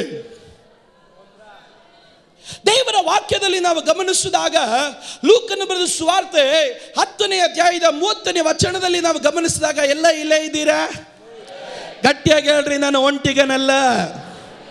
ಇನ್ನ ಗಟ್ಟಿಯಾಗಿ ಹೇಳಬೇಕು, ನಾನು ಒಂಟಿಗನಲ್ಲ, ದೇವರು ನನ್ನ ಸಂಗಡ ಇದ್ದಾನೆ. ಈಗ ಒಂದು ಮನುಷ್ಯನು ತಾನು ಯೆರೂಸಲೇಮಿನಿಂದ ಯೆರಿಕೋಗೆ ಹೋಗ್ತಾ ಇದ್ದಾನೆ. ಇವನು ಎಲ್ಲಿದ್ದಾನೆ? ಆಲಯದಲ್ಲಿದ್ದಾನೆ. ಇವನು ಎಲ್ಲಿದ್ದಾನೆ? ವಾಕ್ಯದಲ್ಲಿದ್ದಾನೆ. ಇವನು ಎಲ್ಲಿದ್ದಾನೆ? ದೈವ ಪ್ರಸನ್ನತೆಯಲ್ಲಿದ್ದಾನೆ. ಇವನು ಎಲ್ಲಿದ್ದಾನೆ? ಚರ್ಚಲ್ಲೇ ಇದ್ದಾನೆ. ನೀವಿದ್ದೀರಾ? ಇವನು ಎಲ್ಲಿದ್ದಾನೆ? ಪ್ರಾರ್ಥನೆ ಆರಾಧನೆಗಳಲ್ಲೇ ಇವನು ಇದ್ದಾನೆ. ಆದರೆ ಇವನ ಜೀವಿತದಲ್ಲಿ ಒಂದು ತೀರ್ಮಾನ ಬಂತು. ಏನ್ ತೀರ್ಮಾನ? ನಾನು ಇಲ್ಲಿ ತುಂಬಾ ದಿವಸ ಇರಂಗಿಲ್ಲ. ಇಲ್ಲಿ ಯಾವಾಗಲೂ ಪ್ರಾರ್ಥನೆ ಪ್ರಾರ್ಥನೆ ಪ್ರಾರ್ಥನೆ, ಇಲ್ಲಿ ಯಾವಾಗಲೂ ಆರಾಧನೆ ಆರಾಧನೆ ಆರಾಧನೆ. ಬೈಬಲ್ ಸ್ಟಡಿಗೆ ಬಾ, ಕೂಟಕ್ಕೆ ಬಾ, ಉಪವಾಸ ಪ್ರಾರ್ಥನೆಗೆ ಬಾ, ನೈಟ್ ಪ್ರೇಯರ್ಗೆ ಬಾ, ಎಲ್ಲ ಇವ್ರು ಬಾ ಬಾ ಬಾ ಅಂತ ಹೇಳ್ತಾರೆ ಹೊರತು ನಾನು ಇಲ್ಲಿದ್ದು ಏನು ಮಾಡೋದು, ಇಲ್ಲಿಂದ ಸ್ವಲ್ಪ ಆರಾಮಾಗಿ ಇರೋಣ ಅಂತ ಹೇಳಿ ಅವನೇನ್ ಮಾಡ್ದ? ಅವನು ಯೆರಿಕೋಗೆ ಹೋಗೋದಕ್ಕಾಗಿ ಪ್ರಾರಂಭಿಸಿದ. ಇವನು ಆ ಯೆರೂಸಲೇಮಿನಲ್ಲಿ ನಿತ್ಯವಾದಂಥ ವಾಸಿ ಇವನು. ಆದರೆ ಆ ದಾರಿಯಲ್ಲಿ ಏನಿದೆ ಎಂದು ಇವನು ಚಿಂತೆ ಮಾಡಿಕೊಳ್ಳೋದಕ್ಕೂ ಊಹಿಸಿಕೊಳ್ಳೋದಕ್ಕೂ ಆಗದಂತೆ ಇವನು ತೀರ್ಮಾನ ತೆಗೆದುಕೊಂಡು ತಾನೇನ್ ಮಾಡ್ದ? ದೇವರ ಮನೆಯನ್ನು ಬಿಟ್ಟು, ಪ್ರಾರ್ಥನೆಯನ್ನು ಬಿಟ್ಟು, ಆರಾಧನೆಯನ್ನು ಬಿಟ್ಟು ಅವನು ಈಗಿನ ಒಂದು ಕಷ್ಟದಿಂದ, ಈಗಿನ ಒತ್ತಡದಿಂದ ತಪ್ಪಿಸಿಕೊಳ್ಳೋದಿಕ್ಕೆ ಒಂದು ತೀರ್ಮಾನ ಮಾಡಿದ. ಏನೋ ತೀರ್ಮಾನ? ನಾನು ಯೆರೂಸಲೇಮಿನಲ್ಲಿ ಇರೋದಿಲ್ಲ, ನಾನು ಯೆರಿಕೋಗೆ ಹೋಗ್ತೇನೆ. ಬೈಬಲ್ ಅಲ್ಲಿ ನಾವು ಗಮನಿಸಲಿಕ್ಕೆ ಸಾಧ್ಯವಾಗುವಂತ ಕಾರ್ಯ, ಇವನು ಯೆರೂಸಲೇಮನ್ನು ಬಿಟ್ಟು ಯೆರಿಕೋಗೆ ಹೋದ. ಯೆರಿಕೋಗೂ ಹೋಗಿಲ್ಲ. ಬೈಬಲ್ ಹೇಳ್ತದೆ, ನಡು ದಾರಿಯಲ್ಲೇ ಕಳ್ಳರು ಅವನನ್ನು ಹಿಡಿದು ಒಡೆದು ಅರೆ ಜೀವ ಮಾಡಿ ಅವನಿಗುಳ್ಳದನ್ನೆಲ್ಲ ಸುಲಿಗೆ ಮಾಡಿ ಅವನನ್ನು ಬಿಟ್ಟು ಹೋದರು. ಅವನು ಒಂಟಿಗನಾಗಿ ಬಿದ್ದಿದ್ದಾನೆ. ಅವನು ಒಂಟಿಗನಾಗಿ ಅವನು ಬಿದ್ದಿದ್ದಾನೆ. ಇವತ್ತು ಇಲ್ಲಿ ಕೂಡಿ ಬಂದಿರೋ ದೇವರ ಮಕ್ಕಳೇ, ಅನ್ಪ್ರಿಡಿಕ್ಟಬಲ್ ಕನ್ಫ್ಯೂಸಿಂಗ್ ಡಿಸಿಷನ್ಸ್ ಅನ್ನ ಯಾವತ್ತು ಮಾಡಬಾರದು. ತೀರ್ಮಾನ ನೀನು ಮಾಡೋದು ನಿನ್ನನ್ನು ದೇವರ ಸಂಗಡ ಐಕ್ಯಗೊಳಿಸಬೇಕೆ ಹೊರತು ನಿನ್ನನ್ನು ಒಂಟಿಗನಾಗಿ ತಂದು ನಿಲ್ಲಿಸತಕ್ಕಂಥ ಈ ನಿಮಿಷಕ್ಕೆ ತಪ್ಪಿಸ್ಕೊಂಡ್ರೆ ಸಾಕು, ಈ ನಿಮಿಷದಿಂದ ಹೊರಗಡೆ ಬಂದರೆ ಸಾಕು, ಈ ನಿಮಿಷದಲ್ಲಿ ಹೊರಗಡೆ ಬಂದರೆ ಸಾಕು ಎಂದು ಈ ದಿನಕ್ಕಾಗಿ ನೀನು ಮಾಡುವ ತೀರ್ಮಾನಗಳು ಮುಂದೆ ನಿನಗೆ ಒಂದು ಬಾಧಕವಾಗಬಾರದು. ಆದ್ರಿಂದ ನೀವು ತೆಗೆದುಕೊಳ್ಳುವಂಥ ತೀರ್ಮಾನಗಳಲ್ಲಿ ಹುಷಾರಾಗಿರಬೇಕು. 5ನೇ ಭಾಗ ಬೈಬಲ್ ಅಲ್ಲಿ ಗಮನಿಸ್ತೇವೆ. Neglecting the priority things that all are around. ನನ್ನ ಸುತ್ತಲೇ ಇರುವಂತಹ ಸಂಗತಿಗಳನ್ನು ನೋಡಿ ಪ್ರಾಮುಖ್ಯತೆ ಕೊಡಬೇಕಾದಂಥ ಕಾರ್ಯಗಳಿಗೆ ಪ್ರಾಮುಖ್ಯತೆ ಕೊಡದೆ, ಸುತ್ತಲಿರುವಂಥ ಸಂಗತಿಗಳಿಗೆ ಒತ್ತು ಹೋಗಿ ಪ್ರಾಮುಖ್ಯವಾದ ಸಂಗತಿಗಳನ್ನು ಉದಾಸೀನತೆ ಮಾಡೋದು ನಮ್ಮನ್ನು ಒಬ್ಬಂಟಿಗರಾಗಿ ನಿಲ್ಲಿಸಿಬಿಡುತ್ತೆ. ಇವತ್ತು ದೇವರ ಸಭೆಗೆ ನಾನು ಹೇಳ್ತೀನಿ, ಕೆಲವರಿಗೆ ಯಾವುದಕ್ಕೆ ಪ್ರಾಮುಖ್ಯತೆ ಕೊಡಬೇಕೆನ್ನೋದು ಇನ್ನೂ ಗೊತ್ತಿಲ್ಲ. ಇವತ್ತು ಕೆಲ ಯೌವನಸ್ಥರಿಗೆ, ಇವತ್ತು ಕೆಲ ಕುಟುಂಬದವರಿಗೆ ಯಾವುದಕ್ಕೆ ಪ್ರಾಮುಖ್ಯತೆ ಕೊಡಬೇಕು, ಈಗ ನಾನು ಏನು ಮಾಡಬೇಕು, ಈಗ ನಾನು ಪ್ರಾಮುಖ್ಯತೆ ಕೊಡಬೇಕಾದಂಥ ಸಂಗತಿ ಯಾವುದು ಎಂಬುದನ್ನು ಅರ್ಥ ಮಾಡಿಕೊಳ್ಳದೆ ಸುತ್ತಮುತ್ತಲಿರುವಂಥ ಸಂಗತಿಗಳಿಗೆ ಮಾರು ಹೋಗಿ ಅದರಲ್ಲಿ ಸಂತೋಷಪಟ್ಟು ಪ್ರಾಮುಖ್ಯತೆ ಕೊಡಬೇಕಾದಂಥ ಸಂಗತಿಗಳಿಗೆ ಪ್ರಾಮುಖ್ಯತೆ ಕೊಡದೆ ಸುತ್ತಲೂ ನಡೆಯುವಂಥ ಸನ್ನಿವೇಶಗಳಿಗೆ ತಮ್ಮನ್ನು ತಾವು ಮಾರಿಕೊಂಡು ಅದರಲ್ಲಿ ಒಳಪಟ್ಟು ಇಜ್ಜಾಡಾಗಿ ಹೋಗೋದ್ರಿಂದನೇ ಮನುಷ್ಯ ಒಂಟಿಗನಾಗಿ ನಿಂತು ಬಿಡ್ತಾನೆ. ಇವತ್ತಿಲ್ಲಿ ಕೂಡಿ ಬಂದಿರೋ ದೇವರ ಮಕ್ಕಳೇ, ದೇವರ ಮಕ್ಕಳಾದಂಥ ನಾವುಗಳು ಯಾವುದಕ್ಕೆ ಪ್ರಾಮುಖ್ಯತೆ ಕೊಡ್ತಾ ಇದ್ದೀವಿ ಎಂಬುದು ನಮ್ಮನ್ನು ನಾವು ಪ್ರಶ್ನೆ ಮಾಡ್ಕೊಳ್ಳೋದಕ್ಕೆ ಸಾಧ್ಯನಾ? ಲೂಕನ ಬರೆದ ಸುವಾರ್ತೆ ನಾವು 15ನೇ ಅಧ್ಯಾಯವನ್ನು ನಾವು ಓದಿದಾಗ 11ನೇ ವಾಕ್ಯದಲ್ಲಿ ಒಂದು ಯೌವನಸ್ಥನನ್ನು ನಾವು ಗಮನಿಸ್ತೇವೆ. ಯೌವನಸ್ಥನು ಸಾಧಾರಣವಾದವನಲ್ಲ, ಅವನೊಬ್ಬ ದೊಡ್ಡ ಐಶ್ವರ್ಯವಂತನ ಮಗ. ಅವನ ಸುತ್ತಲೂ ಅನೇಕ ಸ್ನೇಹಿತರಿದ್ದಾರೆ. ಆ ಸ್ನೇಹಿತರು ಎಲ್ಲರೂ ಅವನಿಗೆ ಒಂದು ದಿವಸ ಹೇಳಿದ್ರು, ಬಾರೋ, ನಾವು ಈ ಅಪ್ಪನ ಕೈ ಕೆಳಗಡೆ 2 ದಿವಸ ಇರೋದು, ನಿನ್ನ ಆಸ್ತಿ ತಗೋ, ನೀನು ಬೆಳೆದಿದೀಯ, ಹೋಗೋಣ, ದೂರ ದೇಶಕ್ಕೆ ಹೋಗೋಣ, ಪ್ರಪಂಚ ವಿಶಾಲವಾಗಿದೆ, ಲೈಫ್ ಇಸ್ ಟು ಎಂಜಾಯ್, ಬಾ ನಾವು ಸಂತೋಷ ಪಡೋಣ ಅಂತ ಹೇಳಿ ಅವನನ್ನು ಕರೀತಾರೆ. ಇವನ್ ಏನ್ ಮಾಡ್ದ? ಆ ಸ್ನೇಹಿತರ ಮಾತುಗಳಿಗೆ ಕಿವಿಗೊಟ್ಟು ಒಳಪಟ್ಟು ಅವನು ತನ್ನ ಅಪ್ಪನ ಹತ್ರ ಹೋಗ್ತಾ ಇದ್ದಾನೆ. ಅಪ್ಪ, ನನ್ನ ಆಸ್ತಿಯನ್ನು ನನಗೆ ಕೊಡು, ನಾನು ಹೋಗ್ತೀನಿ ಅಂತ ಹೇಳ್ತೇನೆ. ಅಪ್ಪನಿಗಾಗಿ ನಾನು ದೇವರಿಗೆ ಸ್ತೋತ್ರ ಮಾಡ್ತೇನೆ. ಇವತ್ತಿಲ್ಲಿ ಕೂಡಿ ಬರೋ ದೇವರ ಮಕ್ಕಳೇ, ನೀನು ಏನು ಕೇಳ್ತೀಯ ಅದ್ರ ಕುರಿತಾಗಿ ಹುಷಾರಾಗಿರ್ಬೇಕು. ನೀನು ಏನು ಕೇಳ್ತೀಯ, ನೀನು ಕೇಳೋದು ನಿನ್ನ ಮನಸ್ಸಲ್ಲಿ ಹೋಗುತ್ತೆ. ನಿನ್ನ ಮನಸ್ಸಲ್ಲಿ ಹೋಗುವಂಥದ್ದು ನಿನ್ನ ಹೃದಯದಲ್ಲಿ ನೆಲೆಗೊಳ್ಳುತ್ತೆ. ನಿನ್ನ ಹೃದಯದಲ್ಲಿ ನೆಲೆಗೊಳ್ಳೋದೇ ನಿನ್ನ ಶರೀರ ಕ್ರಿಯೆ ಮಾಡೋದು. ಕೆಲವರಿಗೆ ಎಷ್ಟೇ ಹೇಳಿದ್ರು ಅರ್ಥ ಮಾಡ್ಕೊಳ್ಳಲ್ಲ. ಏನಕ್ಕೆ ಅರ್ಥ ಮಾಡ್ಕೊಳ್ಳಲ್ಲ ಅಂದರೆ ಅದು ಹೃದಯದಲ್ಲಿ ನಾಟು ಬಿಟ್ಟಿದೆ. ಆದ್ರಿಂದ ಏನೇ ಹೇಳಿದ್ರು, ಮತ್ತೊಬ್ಬರು ಹೇಳಿದ್ರು ಅವ್ರಿಗೆ ಅರ್ಥವಾಗೋದಿಲ್ಲ. ನಿನ್ನ ಮನಸ್ಸಲ್ಲಿ ಯಾವುದನ್ನು ತೆಗೆದುಕೊಂಡು ನಿನ್ನ ಹೃದಯದಲ್ಲಿ ಬೇರಿರುತ್ತೋ ಅದಕ್ಕೆ ತಕ್ಕಂತೆ ನಿನ್ನ ಶರೀರ ಕ್ರಿಯೆ ಮಾಡುತ್ತೆ. ಇವತ್ತಿಲ್ಲಿ ಕೂಡಿ ಬರೋ ದೇವರ ಮಕ್ಕಳೇ, ನಾನು ಹೇಳ್ತಿರುವಂಥ ಕೆಲವೊಂದು ಪ್ರಸಂಗಗಳು ಮನಸ್ಸಿಗೆ ಹೋಗುತ್ತೆ, ತಲೆ ಮೇಲೇನೂ ಹೋಗುತ್ತೆ. ಹೃದಯದಲ್ಲಿ ನೆಲೆ ನಿಲ್ಲೋದೇ ಫಲ ಕೊಡೋದು. ನೀವ್ಯಾರು ಸ್ತೋತ್ರ ಹೇಳಿಲ್ಲ. ಇಲ್ಲಿ ನೂರಾರು ಪ್ರಸಂಗ ಕೇಳ್ತೀರ. ಹೃದಯದಲ್ಲಿ ಯಾವುದು ನೆಲೆ ನಿಲ್ಲುತ್ತೋ ಅದೇ ನಿನ್ನ ಜೀವನದಲ್ಲಿ ಫಲ ಕೊಡುವಂತೆ ಮಾಡೋದು. ಮನುಷ್ಯರಾದಂಥ ನಾವುಗಳು ಈ ಮನಸ್ಸಲ್ಲಿ ನೂರಾರು ಸಂಗತಿಯನ್ನು ಕೇಳ್ತೀವಿ. ಇವತ್ತು ಇಲ್ಲಿ ಪ್ರಸಂಗ ನೀವು ಕೇಳ್ತೀರಾ, ಬಾಗ್ಲಲ್ಲಿ ಹೋಗಿದ ತಕ್ಷಣ ಇನ್ನೊಬ್ರು ಏನೋ ಹೇಳ್ತಾರೆ, ಅದನ್ನು ಕೇಳ್ತೀರಾ. ಇಲ್ಲಿಂದ ಹೋಗಿ ನೀವು ಬಸ್ ಸ್ಟ್ಯಾಂಡ್ಗೆ ಹೋದ್ರೆ ಇನ್ನೊಬ್ರು ಏನೋ ಹೇಳ್ತಾರೆ, ಅದನ್ನು ಕೇಳ್ತೀರಾ. ದಾರಿಯಲ್ಲಿ ಹೋಗ್ಬೇಕಾದ್ರೆ ನೀವು ಎಲ್ಲಾದ್ರೂ ಮಟನ್ ಅಂಗಡಿಗೆ ಹೋದ್ರೆ ಅಲ್ಲಿ ಮಾತಾಡೋದು ಅಲ್ಲೂ ಕೇಳ್ತೀರಾ. ಮನೆಗೆ ಹೋದಾಗ ಮನೆ ಒಳಗಡೆ ಹೆಂಡತಿ ಹೇಳೋದನ್ನೆಲ್ಲ ಕೇಳ್ತೀರಾ. ಆದ್ರೆ ಇದ್ರ ಮಧ್ಯದಲ್ಲಿ ನಿನ್ನ ಹೃದಯದಲ್ಲಿ ಯಾವ್ದು ನಾಟಿರುತ್ತೋ ಅದೇ ಪರ್ಮನೆಂಟ್ ಆಗಿ ಉಳಿಯೋದು. ಇವತ್ತು ಕೆಲವರು ವಾಕ್ಯವನ್ನ ಮನಸ್ಸಿಗೆ ತಂದುಕೊಳ್ತಾರೆ, ಹೃದಯಕ್ಕೆ ತಂದುಕೊಳ್ಳಲ್ಲ. ನೀವು ಸ್ತೋತ್ರ ಹೇಳದ ಇದ್ದಾಗ, ಹೌದು ಪಾಸ್ಟರ್ ನೀವು ಹೇಳಿದ್ದು ಕರೆಕ್ಟ್. ಹೌದು, ಕೆಲವರು ವಾಕ್ಯವನ್ನ ಮನಸ್ಸಲ್ಲಿ ತಂದುಕೊಳ್ತಾರೆ, ಆದ್ರಿಂದನೇ ವಾಕ್ಯದ ಪ್ರಕಾರ ಏನಕ್ಕೆ ನಡೆಯಕ್ಕಾಗ್ತಾ ಇಲ್ಲ. ವಾಕ್ಯ ಮನಸ್ಸಲ್ಲಿದೆ ಹೊರತು ಹೃದಯದಲ್ಲಿಲ್ಲ. ಇವತ್ತು ದೇವರ ಮಕ್ಕಳು ಒಂದು ಕಾರ್ಯ ಅರ್ಥ ಮಾಡಿಕೊಳ್ಬೇಕು.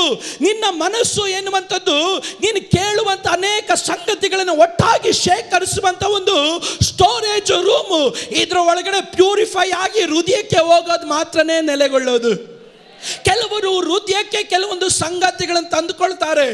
ಅವರಿಗೆ ಹಂಗಲ್ಲ ಹಿಂಗೆ ಅಂತ ಎಷ್ಟೇ ಹೇಳಿದ್ರು ಅವರು ಬದಲಾಗೋದಕ್ಕೆ ಇಷ್ಟಪಡಲ್ಲ. ಕಾರಣ ಏನು ಗೊತ್ತಾ, ಅದು ಹೃದಯದಲ್ಲಿ ನಾಟು ಬಿಟ್ಟಿರುತ್ತೆ. ನೀವು ಸ್ತೋತ್ರ ಹೇಳಬೇಕು. ಇವತ್ತು ಇಲ್ಲಿ ಕೂಡಿ ಬರೋ ದೇವರ ಮಕ್ಕಳೇ, ನಿನ್ನ ಹೃದಯದಲ್ಲಿ ನಾಟುವಂತ ಸಂಗತಿಗಳೇ ನಿನಗೆ ಪ್ರಾಮುಖ್ಯವಾಗಿರುತ್ತೆ. ನಾನು ಮತ್ತೊಂದು ಆವರ್ತಿ ಹೇಳ್ತೀನಿ, ನಿನ್ನ ಹೃದಯದಲ್ಲಿ ನಾಟಿರುವ ಸಂಗತಿಗಳೇ ನಿನಗೆ ಪ್ರಾಮುಖ್ಯವಾಗಿರುತ್ತೆ. ವಾಕ್ಯ ನಿನ್ನ ಹೃದಯದಲ್ಲಿ ನಾಟಿರುತ್ತೆ, ನಿನಗೆ ಪ್ರಾಮುಖ್ಯತೆ ದೇವರ ವಾಕ್ಯ. ಗಟ್ಟಿಯಾಗಿ ಒಂದು ನಿನ್ನ ಹೃದಯದಲ್ಲಿ ಸಭೆ ನಾಟಿರುತ್ತಾ, ನಿನಗೆ ಪ್ರಾಮುಖ್ಯತೆ ದೇವರ ಸಭೆ. ನಿನ್ನ ಹೃದಯದಲ್ಲಿ ಹಣ ನಾಟಿರುತ್ತಾ, ಹಣ ನಿನಗೆ ಪ್ರಾಮುಖ್ಯತೆ.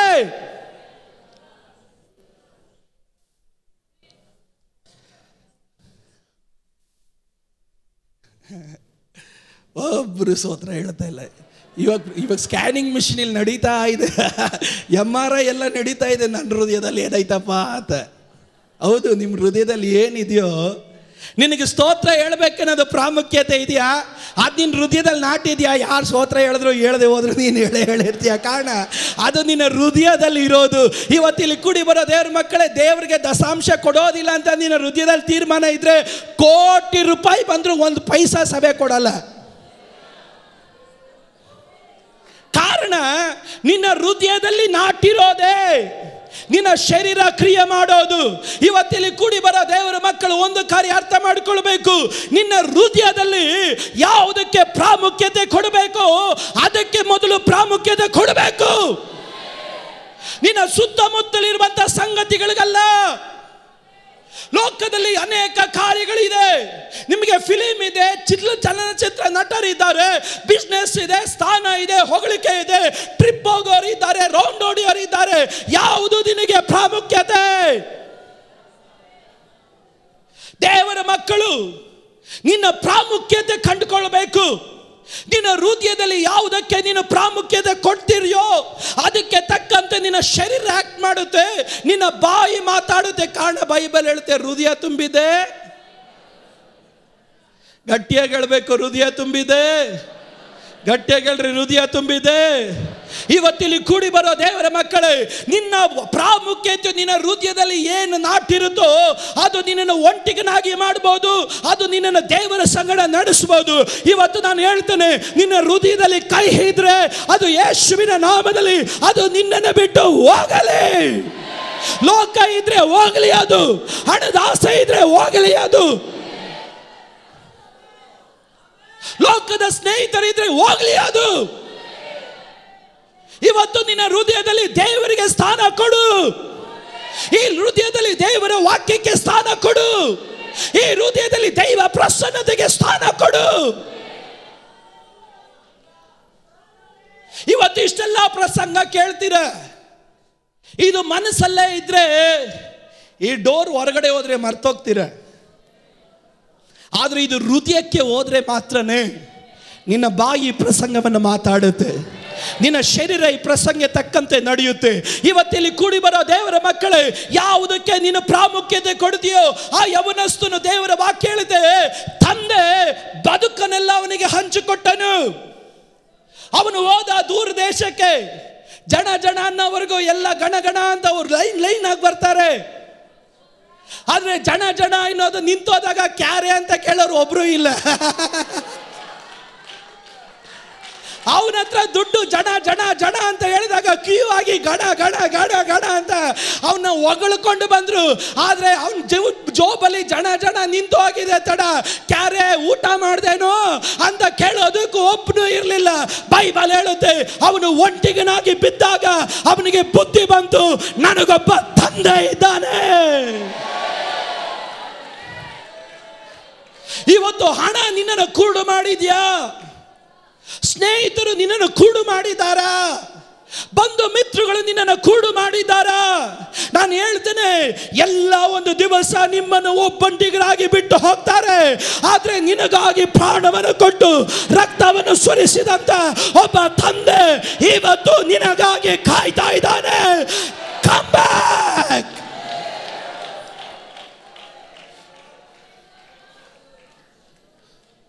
ನಿನ್ನ ಹೃದಯದಲ್ಲಿ ನೀನು ಕೊಡುವಂಥ ಪ್ರಾಮುಖ್ಯತೆಗಳು ಅದು ನಿನ್ನನ್ನು ಒಂಟಿಗನಾಗಿ ಮಾಡುತ್ತೆ. ಗಟ್ಟಿಯಾಗಿ ಹೇಳ್ರಿ, ನಾನು ಒಂಟಿಯಲ್ಲ. ಗಟ್ಟಿಯಾಗಿ ಹೇಳಬೇಕು, ನಾನು ಒಂಟಿಯಲ್ಲ. ಮತ್ತೊಂದು ಆವರ್ತಿ ಕೈಗಳೆತ್ತಿ ಗಟ್ಟಿಯಾಗಿ ಹೇಳ್ರಿ, ನಾನು ಒಂಟಿಯಲ್ಲ.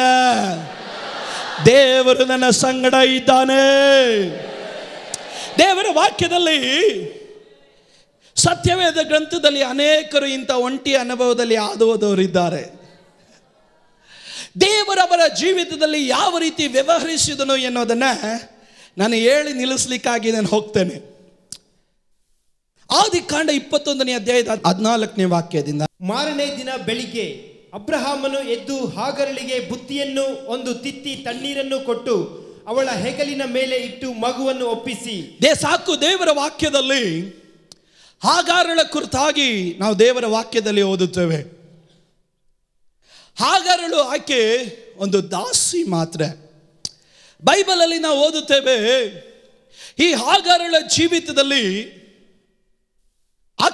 ಆಕೆ ಗಂಡನಾದಂಥ ಅಬ್ರಹಾಮನು ತಾನು ಒಂದು ಸಮಯ ಬಂತು, ಸಾರಳು ತಾಳು ಹೇಳಿದ್ಲು, ಕಳಿಸ್ಬಿಡು ಆಕೆಯನ್ನು, ಆತನ ಮಗನನ್ನ. ಈಗ ಅಬ್ರಹಾಮನು ಸಿದ್ಧನಾಗ್ತಾ ಇದ್ದಾನೆ. ಬೈಬಲಲ್ಲಿ ನಾವು ಈ ರೀತಿಯ ಹೋಗ್ತೇವೆ, ಮಾರನೇ ದಿನ ಬೆಳಗ್ಗೆ ಅಬ್ರಹಾಮನು ಎದ್ದು ಹಾಗರಳಿಗೆ ಎಂಬುದಾಗಿ. ಹಾಗರಳು ಮಗನ ಸಂಗಡ ಗಂಡನ ಸಂಗಡ ಒಂದು ಸಂತೋಷವಾದ ಜೀವಿತವನ್ನು ನಡೆಸ್ತಾ ಇದ್ದಾಳೆ. ಒಂದು ಸಂತೋಷವಾದ ಜೀವಿತವನ್ನು ನಡೆಸುತ್ತಿದ್ದಂಥ ಸಮಯದಲ್ಲಿ ಈಕೆ ಮಾಡದಿರುವಂಥ ಒಂದು ತಪ್ಪಿನ ಫಲವಾಗಿ ಈಕೆ ಮೇಲೆ ಒಂದು ಆಪಾದನೆ, ಒಂದು ಶಿಕ್ಷೆ ಆಕೆ ಮೇಲೆ ಇಳಿದು ಬರ್ತಾ ಇದೆ.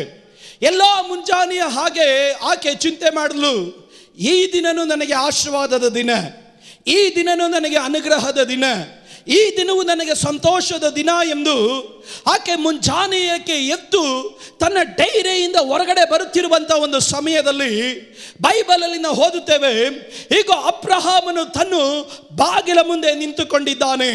ಬಾಗಿಲ ಮುಂದೆ ನಿಂತುಕೊಂಡು ಹಾಗಾರಳಿಗೆ ಒಂದು ಸ್ವಲ್ಪ ರೊಟ್ಟಿಯನ್ನ, ಒಂದು ಬುತ್ತಿ ನೀರನ್ನು ಕೊಟ್ಟು ಮಗನನ್ನ ಕೈಯಲ್ಲಿ ಒಪ್ಪಿಸಿ ಹೇಳ್ತಾ ಇದ್ದಾನೆ, ನೀನು ಹೋಗು, ಇಲ್ಲಿಂದ ನೀನು ಇರಬೇಡ ಎಂದು ಕಳಿಸಿ ಬಿಡುತ್ತಾ ಇದ್ದಾನೆ. ಹಾಗಾರಳು ಆಕೆ ಚಿಂತೆ ಮಾಡಲು, ಆಕೆ ಒಂದು ಕಾಲದಲ್ಲೂ ನೆನೆಸಲಿಲ್ಲ, ಈ ದಿನ ನನ್ನನ್ನು ಒಂಟಿಗನಾಗಿ ಮಾಡುವಂಥ ದಿನ, ಈ ದಿನ ನನ್ನ ಜೀವಿತದಲ್ಲಿ ಎಲ್ಲರಿಂದ ದೂರ ಆಗತಕ್ಕಂಥ ದಿನ. ಸ್ನೇಹಿತರಿದ್ದಾರೆ, ಬಂಧು ಮಿತ್ರರಿದ್ದಾರೆ, ಅಣ್ಣ ತಮ್ಮ ತಮ್ಮಂದಿರಿದ್ದಾರೆ, ಎಲ್ಲ ಇದ್ದಾರೆ. ಆದರೆ ಈಗ ನನಗೆ ಯಾರು ಇಲ್ಲದಂತೆ ಒಂಟಿಯಾಗಿ ಮಾಡುವಂತ ಒಂದು ದಿನ ಬರುತ್ತೆ ಎಂದು ಹಾಗರಳು ಯಾವತ್ತೂ ಆಕೆ ನೆನೆಸಲಿಲ್ಲ.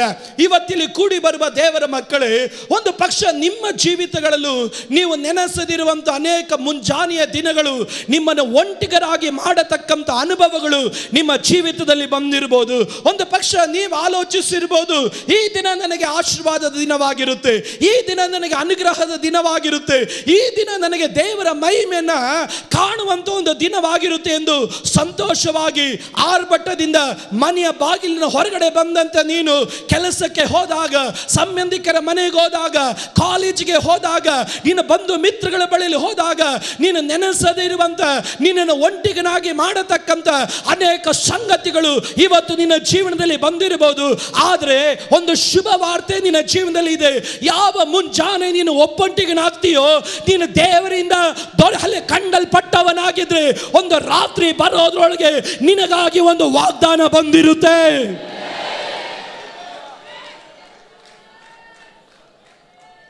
ಯಾವ ದಿನ ನಿನ್ನ ಜೀವನದಲ್ಲಿ ನೀನು ಒಂಟಿಯಾದೆ, ಈ ದಿನ ನನಗೆ ಸಂತೋಷದ ದಿನ ಎಂದು ನೀನು ನೆನೆಸ್ದೆ.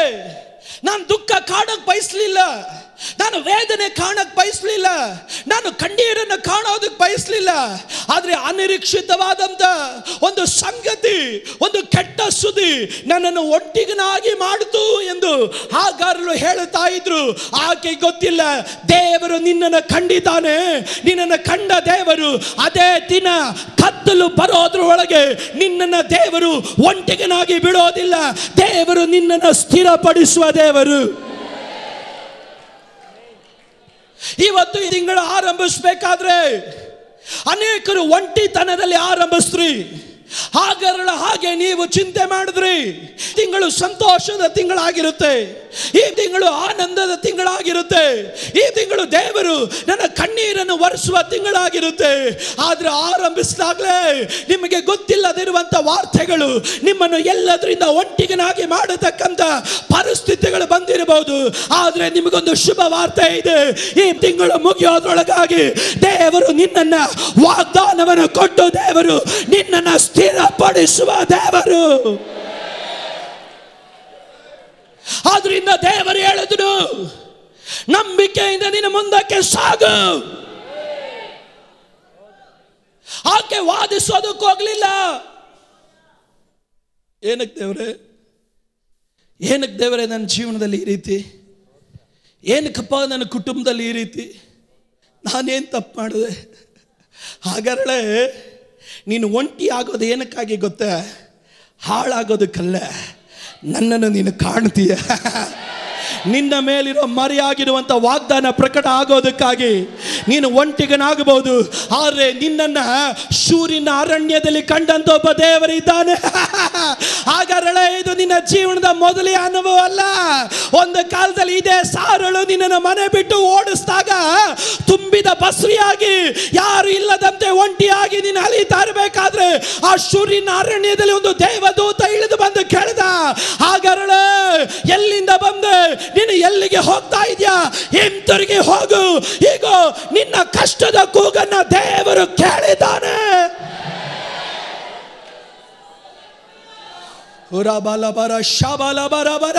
ಇವತ್ತಿಲ್ಲಿ ಕೂಡಿ ಬರೋ ದೇವರ ಮಕ್ಕಳೇ, ಅಲದಾಡುವಿಕೆ ಅಲದಾಡುವಿಕೆ ಅಲದಾಡುವಿಕೆ ಅಲದಾಡುವಿಕೆ ಯಾವಾಗಲೂ ನಿನ್ನನ್ನು ಒಂಟಿಗನಾಗಿ ಒಂಟಿಗನಾಗಿ ಒಂಟಿಗನಾಗಿ ಮಾಡುವಂತ ಅನುಭವಕ್ಕೆ ಇವತ್ತು ಯೇಸುವಿನ ನಾಮದಲ್ಲಿ ನುಡಿತಾನೆ. ಈ ತಿಂಗಳಲ್ಲಿ ದೇವರು ನಿನಗಾಗಿ ಒಂದು ಫುಲ್ ಸ್ಟಾಪ್ ಹಾಕ್ಲಿಕ್ಕಾಗಿ ಹೋಗ್ತಾನೆ. ನಂಬರ್ ಮಾತ್ರ ಗಟ್ಟಿಯಾಗಿ ಒಂದು amen.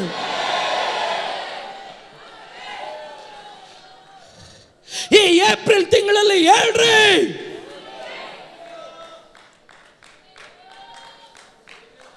I am going to move forward. ಗಂಡ ಕೊಟ್ಟಂತ ರೊಟ್ಟಿಯನ್ನು ತಗೊಂಡು ಆ ನೀರನ್ನು ತಗೊಂಡು ಹಾಗರಳು ಬೇರ್ಷೆಬಾ ಮರುಭೂಮಿಯಲ್ಲಿ ನಡೀತಾ ಇದ್ದಾಳೆ. ಆಕೆ ನಡೆದು ನಡೆದು ನಡೆದು ಮುಂದಕ್ಕೆ ಹೋಗ್ತಾ ಇದ್ದಾಳೆ. ಮಗ ಇಸ್ಮಾಯೇಲನ ಜೊತೆ ಇದ್ದಾನೆ. ಬೈಬಲ್ ಹೇಳುತ್ತೆ, ಅವರಿಗೆ ಅಪ್ಪ ಕೊಟ್ಟಂತ ರೊಟ್ಟಿ ಅಪ್ಪ ಕೊಟ್ಟಂತ ನೀರು ಎಲ್ಲ ಮುಗಿದು ಹೋಯಿತು. ಬೈಬಲಲ್ಲಿ ನಾವು ಓದುತ್ತೇವೆ, ಆಕೆ ಅಲಿಯುತ್ತಿದ್ದಳು ಅಂತ ದೇವರ ವಾಕ್ಯ ಹೇಳುತ್ತದೆ. ಅಲಿಯುತ್ತಿದ್ದಳು, ಎಲ್ಲಿ ನಿಲ್ಬೇಕು, ಎಲ್ಲಿ ತಲೆಗೆ ತಗ್ಬೇಕು, ಎಲ್ಲಿ ಆಶ್ರಯ ಪಡಿಬೇಕಂತ ಗೊತ್ತಾಗ್ತಾ ಇಲ್ಲ. ಅಲಿತಾ ಇದ್ದಾಳೆ, ಅಲಿತಾ ಇದ್ದಾಳೆ, ಅಲಿತಾ ಇದ್ದಾಳೆ, ಅಲಿತಾ ಇದ್ದಾಳೆ. ಈಗ ಅಲಿಯೋದ್ರ ಮಧ್ಯದಲ್ಲಿ ಒಂದು ಘಟನೆ ನಡೆಯಿತು. ಏನು? ಮಗ ಹೇಳ್ದ, ಅಪ್ಪ ಅಮ್ಮ ನಾನು ನಡೆಯಕ್ಕಾಗಲ್ಲಮ್ಮ, ನನಗೆ ಊಟ ಬೇಕು, ಊಟ ಇಲ್ಲ, ನೀರು ಬೇಕು, ನೀರಿಲ್ಲ. ಐದ್ ಕಡೆ ಅಲಿದಾಡುವಿಕೆ, ಹತ್ ಕಡೆ ಹಲ್ಲೆಲೂಯಾ ಎದ್ದು ನಡೆಯೋದಕ್ಕೆ ಬಲ ಇಲ್ಲ. ಈಗ ಒಂದು ಮರದ ಕೆಳಗಡೆ ಮಗನನ್ನು ಮಲಗಿಸಿ ಕಲ್ಲೆಸೆಯುವ ದೂರದಲ್ಲಿ ಹೋಗಿ ಹಲ್ಲೆಲೂಯಾ ಹಾಗರಳು ಅಳ್ತಾ ಇದ್ದಾಳೆ. ಶೂರಿನ ಮರುಭೂಮಿಯಲ್ಲಿ ನನಗೆ ವಾಗ್ದಾನ ಮಾಡಿದ ದೇವರೇ,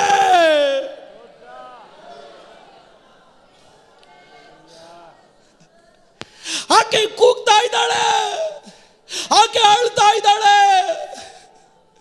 ಈಗ ಗಂಡ ಇಲ್ಲ, ಈಗ ಮಗನ ಕೈ ಜಾರಿ ಹೋಗ್ತಾ ಇದ್ದಾನೆ. ಅಪ್ಪ ನಾನು ಏನ್ ಮಾಡ್ಲಿ ದೇವರೇ? ಶೂರಿನ ಮರುಭೂಮಿಯಲ್ಲಿ ವಾಗ್ದಾನ ಮಾಡಿದ ದೇವರೇ ಎಂದು ಕೂಗಿ ಕರಿಬೇಕಾದ್ರೆ ನನಗೆ ಬಹಳ ಸಂತೋಷ ಕೊಟ್ಟಂತ ಕಾರ್ಯ ಏನ್ ಗೊತ್ತಾ? ದೂತ ಆರಾಮಾಗಿ ಇಳಿದು ಬಂದು ಹೇಳ್ತಾ ಇದ್ದಾನೆ, ಹಾಗಾರಳೆ ಏನಾಯ್ತು?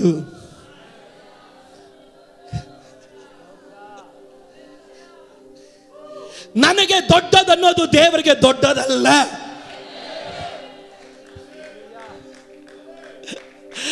ದೇವರು ದೂತ ಇಳಿದು ಬಂದು ಹೇಳ್ತಾನೆ, ಏನಾಯ್ತಮ್ಮ? ಇಷ್ಟೆಲ್ಲ ನಡೆದಿರೋದು ಗೊತ್ತಿಲ್ವಾ? ಏನಾಯ್ತಮ್ಮ? ಈಗ ನನ್ನ ಜೀವನದಲ್ಲಿ ನಡೀತಾ ಇರೋದು ನಿನಗೆ ಗೊತ್ತಿಲ್ವಾ? ಏನಾಯ್ತಮ್ಮ? ಇವತ್ತು ದೇವರು ನಿನ್ನನ್ನು ನೋಡಿ ಹೇಳ್ತಾನೆ, ಪಾಸ್ಟರ್ ನನ್ನ ಕುಟುಂಬದಲ್ಲಿ ಇಷ್ಟೆಲ್ಲ ದೊಡ್ಡದಾಯ್ತು. ದೇವರು ಕೇಳ್ತಾನೆ, ಏನಾಯ್ತು?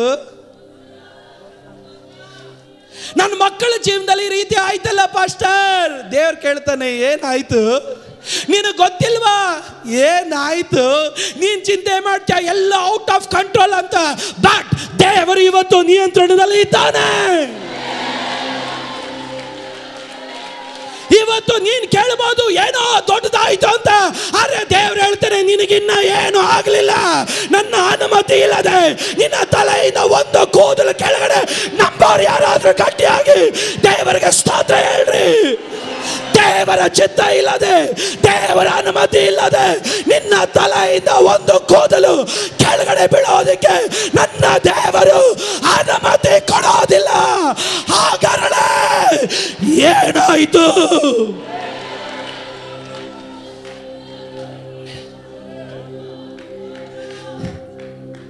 ನಿನಗೆ ಅಲೆದಾಟುವಿಕೆ ನಿನಗೆ ಕಷ್ಟ,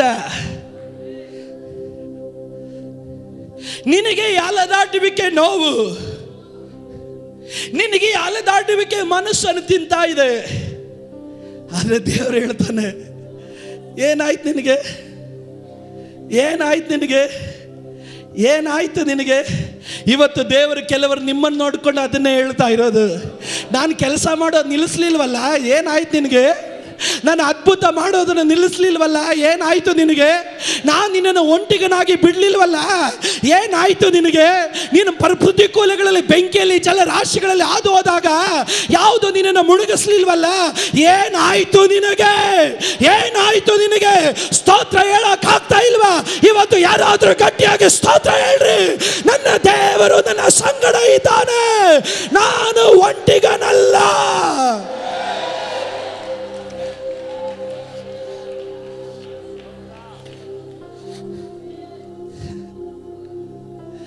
ನೀನು ಚಿಂತೆ ಮಾಡ್ತೀಯ ಎಲ್ಲ ಮುಗಿದೋಯ್ತು ಅಂತ.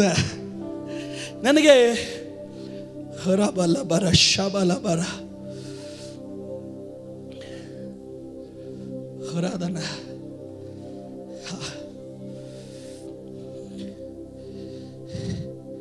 ಇವತ್ತು ಎಲ್ಲ ಮುಗಿದೋಯ್ತು ಅನ್ನುವಂಥ ಸೈತಾನನ್ನು ನೋಡಿಕೊಂಡು ಗಟ್ಟಿಯಾಗಿ ಹೇಳ್ರಿ,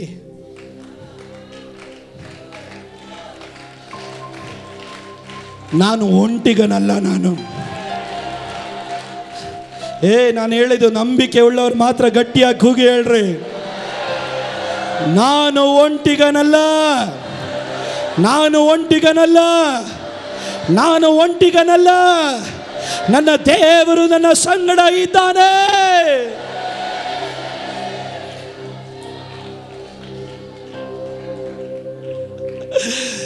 ದೇವದೂತನು ಬಂದ, ಏನಾಯ್ತಾ ಆಗರಳೆ? ಏನಾಯ್ತು? ಆ ಹುಡುಗನ ಕೈ ಹಿಡ್ಕೋ, ಅವನನ್ನು ನೀನು ಕೈ ಬಿಡಬೇಡ. ನೀನು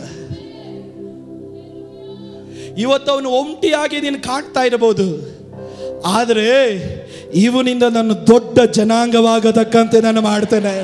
ಇವತ್ತಿಲ್ಲಿ ಕೂಡಿ ಬರೋ ದೇವರ ಮಕ್ಕಳೇ, ಯಾವ 0 ಲೆವೆಲ್ಗೆ ನೀನು ತಲುಪಿದ್ಯೋ ನಾನು ಹೇಳ್ತೇನೆ, ಅಲ್ಲಿಂದ ದೇವರು ನಿನ್ನನ್ನು ದೊಡ್ಡ ಜನಾಂಗವಾಗಿ ಮಾರ್ಪಡಿಸೋದಿಕ್ಕೆ ನನ್ನ ದೇವರು ಆತನ ಶಕ್ತನು.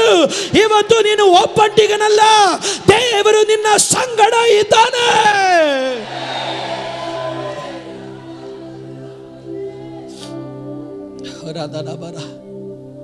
ಬೈಬಲಲ್ಲಿ ಬಹಳ ಸುಂದರವಾದಂಥ ಒಂದು ಕಾರ್ಯ ಏನು ಗೊತ್ತಾ? ಬೈಬಲ್ ಹೇಳುತ್ತೆ, ಆಕೆ ಕಣ್ಣನ್ನ ದೇವರು ತೆರೆದನು. ಅದ ಪದನ ನಾನು ಮರೆಯಕ್ಕಾಗೋದಿಲ್ಲ. ಎಲ್ಲೆಲ್ಲಿ ದೇವರು ದೊಡ್ಡವನು ಅಂತ ದೇವರು ತೋರ್ಸೋಕೆ ದೇವ್ರು ಬಯಸ್ತಾನ, ಫಸ್ಟ್ ದೇವ್ರು ತೆರೆಯೋದೇನು ಗೊತ್ತಾ? ಕಣ್ಣು. ಒಂದು ಸಾರಿ ಶಿಷ್ಯ ಓಡ್ ಬಂದ, ಪ್ರಭುವೇ ಮುಗ್ದೋಯ್ತು ನಮ್ಮ ಕತೆ ಅಂತ ಹೇಳಿದಾಗ ದೇವರು ಎಲೀಷಾ ಹೇಳ್ದ, ದೇವರೇ ಫಸ್ಟ್ ಇವನ್ ಕಣ್ಣನ್ನು ತೆರೀ ದೇವರೇ, ಅಲ್ಲಿ ಇವನು ಗೊತ್ತಾಗ್ಲಿ ನಾನು ಒಬ್ಬಂಟಿಗನಲ್ಲ, ದೇವದೂತರ ಸೈನ್ಯ ನನ್ನ ಸುತ್ತಲೂ ಇದೆ. ಉಜ್ಜಿಯ ಸತ್ತೋದ, ಯಶಿ ಅಳ್ತವನೆ, ಒಬ್ಬ ಪಾಸ್ಟ್ರಿಗೆ ಸಪೋರ್ಟ್ ಆದವ್ರು ಯಾರು ಇಲ್ಲಲ್ಲಪ್ಪ, ದೇವರೇ ನನ್ನನ್ನು ಒಬ್ಬಂಟಿಗನಾಗಿ ಮಾಡ್ದಲ್ಲಪ್ಪ. ದೇವರು ಹೇಳ್ದ ಫಸ್ಟ್ ಅವನು ಕಣ್ಣು ತೆರಿ ಅಂತ. ಅವನು ಕಣ್ಣು ತೆರೆದಿದೆ ತಡ, ಅವನು ಏನು ನೋಡ್ದ ಗೊತ್ತಾ? ಪರಲೋಕದಲ್ಲಿ ಉನ್ನತ ಉನ್ನತ ಸಿಂಹಾಸನದಲ್ಲಿ ಆಸೀನ ರೂಢನಾಗಿರುವಂತ ದೇವರನ್ನ ಅವನು ಕಂಡ. ಅವನು ಕಂಡಾಗ ಹೇಳ್ದ, ಇನ್ನ ಯಾರು ನನ್ನನ್ನ ಇದ್ರೂ ನನಗಿಲ್ಲದೆ ಹೋದ್ರು ದೇವರು ನನಗೆ ಸಾಕು. ಇವತ್ತು ದೇವರು ಮಾಡುವಂತ ಕೆಲಸ ಏನು ಗೊತ್ತಾ? ಕಣ್ಣು ದೇವರು ತೆರೀತಾನೆ. ಏನಕ್ಕೆ ದೇವರು ಕಣ್ಣು ತೆರೀತಾನೆ ಗೊತ್ತಾ? ಈ ಹೊರಗಡೆ ಕಣ್ಣು ಯಾವಾಗಲೂ ಕಾಣೋದು ಪ್ರತಿಕೂಲನೇ, ನಿಂದೇನೆ, ಹೋರಾಟನೇ, ಅವಮಾನನೇ, ಇಕ್ಕಟ್ಟುಗಳೇ. ಅವ್ರು ಹಂಗಂದ್ರು ಇವ್ರು ಹಂಗಂದ್ರು ಹೇಳಿದ್ರು ಇದೇ ಕಾಣುತ್ತೆ. ಆದರೆ ಯಾವಾಗ ಈ ಮನ ಕಣ್ಣು ತೆರೆಯುತ್ತೋ ನೀನು ನೋಡೋದು ಅವರು ಇವ್ರನ್ನೆಲ್ಲ, ನೀನು ನೋಡೋದು ದೇವರು ನಿನಗಾಗಿ ಸಿದ್ಧ ಮಾಡುವಂತ ಒದಗಿಸುವಿಕೆಗಳನ್ನು ನೀನು ನೋಡುತ್ತೀಯ. ಇವತ್ತಿಲ್ಲಿ ಕೂಗಿ ಹೇಳ್ತೇನೆ, ಈ ದಿನ ಕೆಲವರ ಮನ ಕಣ್ಣು ತೆರೆಯಲಿ. ಇವತ್ತು ದೇವರು ನಿನಗಾಗಿ ವರದಿ ಸಿದ್ಧ ಮಾಡಿಟ್ಟಿರೋದು, ದೇವರು ನಿನಗಾಗಿ ಮಾಡಿದ ವಾಗ್ದಾನಗಳನ್ನ ಕಾಣತಕ್ಕಂತೆ ನಿನ್ನ ಕಣ್ಣು ತೆರೆಯಲಿ.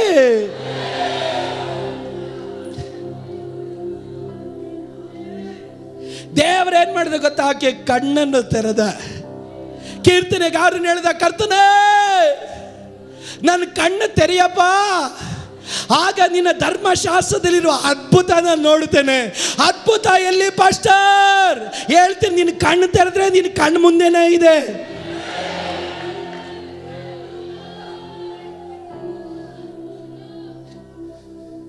ನೀವು ಸ್ತೋತ್ರ ಹೇಳಬೇಕು. ಇವತ್ತು ನೀವು ಗಟ್ಟಿಯಾಗಿ ಸ್ತೋತ್ರ ಹೇಳಬೇಕು. ಪಾಸ್ಟರ್ ಅದ್ಭುತ ಎಲ್ಲಿ? ಕಣ್ಣು ಮುಂದೆನೇ ಇದೆಯಪ್ಪ. ಫಸ್ಟ್ ನಿನ್ನ ಮನ ಕಣ್ಣು ತೆರೆಯೋದಕ್ಕಾಗಿ ದೇವರ ಬಳಿಯಲ್ಲಿ ಪ್ರಾರ್ಥನೆ ಮಾಡು. ಇವತ್ತು ನಾನು ಹೇಳ್ತೇನೆ, ನೀನು ಬಂದ ಹಾಗೆ ಹೋಗೋದಕ್ಕೆ ದೇವರು ನಿನ್ನ ಜೀವನದಲ್ಲಿ ಅನುಮತಿ ಕೊಡೋದಿಲ್ಲ. ಇವತ್ತು ನಿನಗಾಗಿ ದೇವರು ಆಲ್ರೆಡಿ ಎಲ್ಲ ಸಿದ್ಧ ಮಾಡಿಟ್ಟಿದ್ದಾನೆ. ನಿನ್ನ ಕಣ್ಣು ತೆರೆಯಲಿ.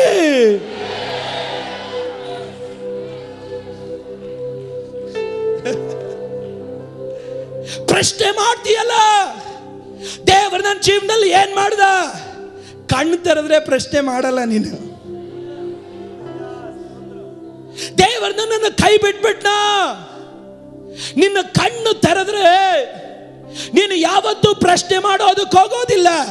ಇವತ್ತಿಲ್ಲಿ ಕೂಡಿ ಬರುವ ದೇವರ ಮಕ್ಕಳೇ, ಇವತ್ತು ದೇವರ ಬಳಿಯಲ್ಲಿ ಪ್ರಾರ್ಥನೆ ಮಾಡು. ಕರ್ತನೇ, ನಿನ್ನ ಸಂಗತಿಗಳನ್ನು ಕಾಣತಕ್ಕಂತೆ ನನ್ನ ಮನ ಕಣ್ಣನ್ನು ತೆರೆಯ ದೇವರೇ. ನನ್ನ ಕಣ್ಣನ್ನು ತೆರೆ. ಇವತ್ತು ಈ ಲೋಕದ ಸಂಗತಿಗಳು ನಿನ್ನ ಒಂದು ಮಹಿಮೆಯನ್ನು ನನ್ನನ್ನು ಕಾಣಕ್ಕಾಗದೆ ನನ್ನನ್ನು ಪ್ರಶ್ನೆ ಮಾಡುವಂತ ಹಂತಕ್ಕೆ ತಂದು ನಿಲ್ಲಿಸಿದೆ ದೇವರೇ. ಕಣ್ಣು ತೆರೆಯಪ್ಪ, ನನ್ನ ಕಣ್ಣು ತೆರೆದೇವರೇ. ನಿನ್ನ ಕೈ ಮೋಟುಗೈ ಆಗಲಿಲ್ಲ, ನಿನ್ನ ಕೈ ಮೋಟುಗೈ ಆಗಲಿಲ್ಲ. ನನ್ನ ಕುಟುಂಬಕ್ಕೆ ಅದ್ಭುತ ಮಾಡೋದಕ್ಕೆ ನಿನ್ನ ಕೈ ಮೋಟುಗೈ ಆಗಲಿಲ್ಲ. ಇವತ್ತಿನ ದಿನ ನನ್ನ ಕಣ್ಣು ತೆರೆ, ನನಗಾಗಿ ಸಿದ್ಧ ಮಾಡಿದ್ದನ್ನು ನೋಡೋದಕ್ಕಾಗಿ ನಾನು ಬಯಸ್ತೀನಿ ದೇವರೇ ಎಂದು ಪ್ರಾರ್ಥನೆ ಮಾಡೋರು ಯಾರಾದರೂ ಇದರ ಮಧ್ಯದಲ್ಲಿ ಇದ್ದರೆ ನಾನು ಹೇಳ್ತೇನೆ, ಈ ತಿಂಗಳಲ್ಲಿ ದೇವರು ನಿನಗಾಗಿ ಸಿದ್ಧ ಮಾಡಿದಂತ ವಾಗ್ದಾನವನ್ನ ನೀನು ಅನುಭವಿಸುವುದಕ್ಕೆ ಕರ್ತನು ನಿನಗೆ ಕೃಪೆಯನ್ನು ದಯಪಾಲಿಸ್ತಾನೆ. ದೇವರು ನಿನ್ನನ್ನು ಒಂಟಿಗನಾಗಿ ಮಾಡೋದು ನಿನ್ನನ್ನು ನಾಶ ಮಾಡೋದಕ್ಕಲ್ಲ, ನಿನ್ನನ್ನು ಒಂದು ಹೊಸ ಹಂತಕ್ಕೆ ಕೊಂಡೊಯ್ಯೋದಕ್ಕೆ.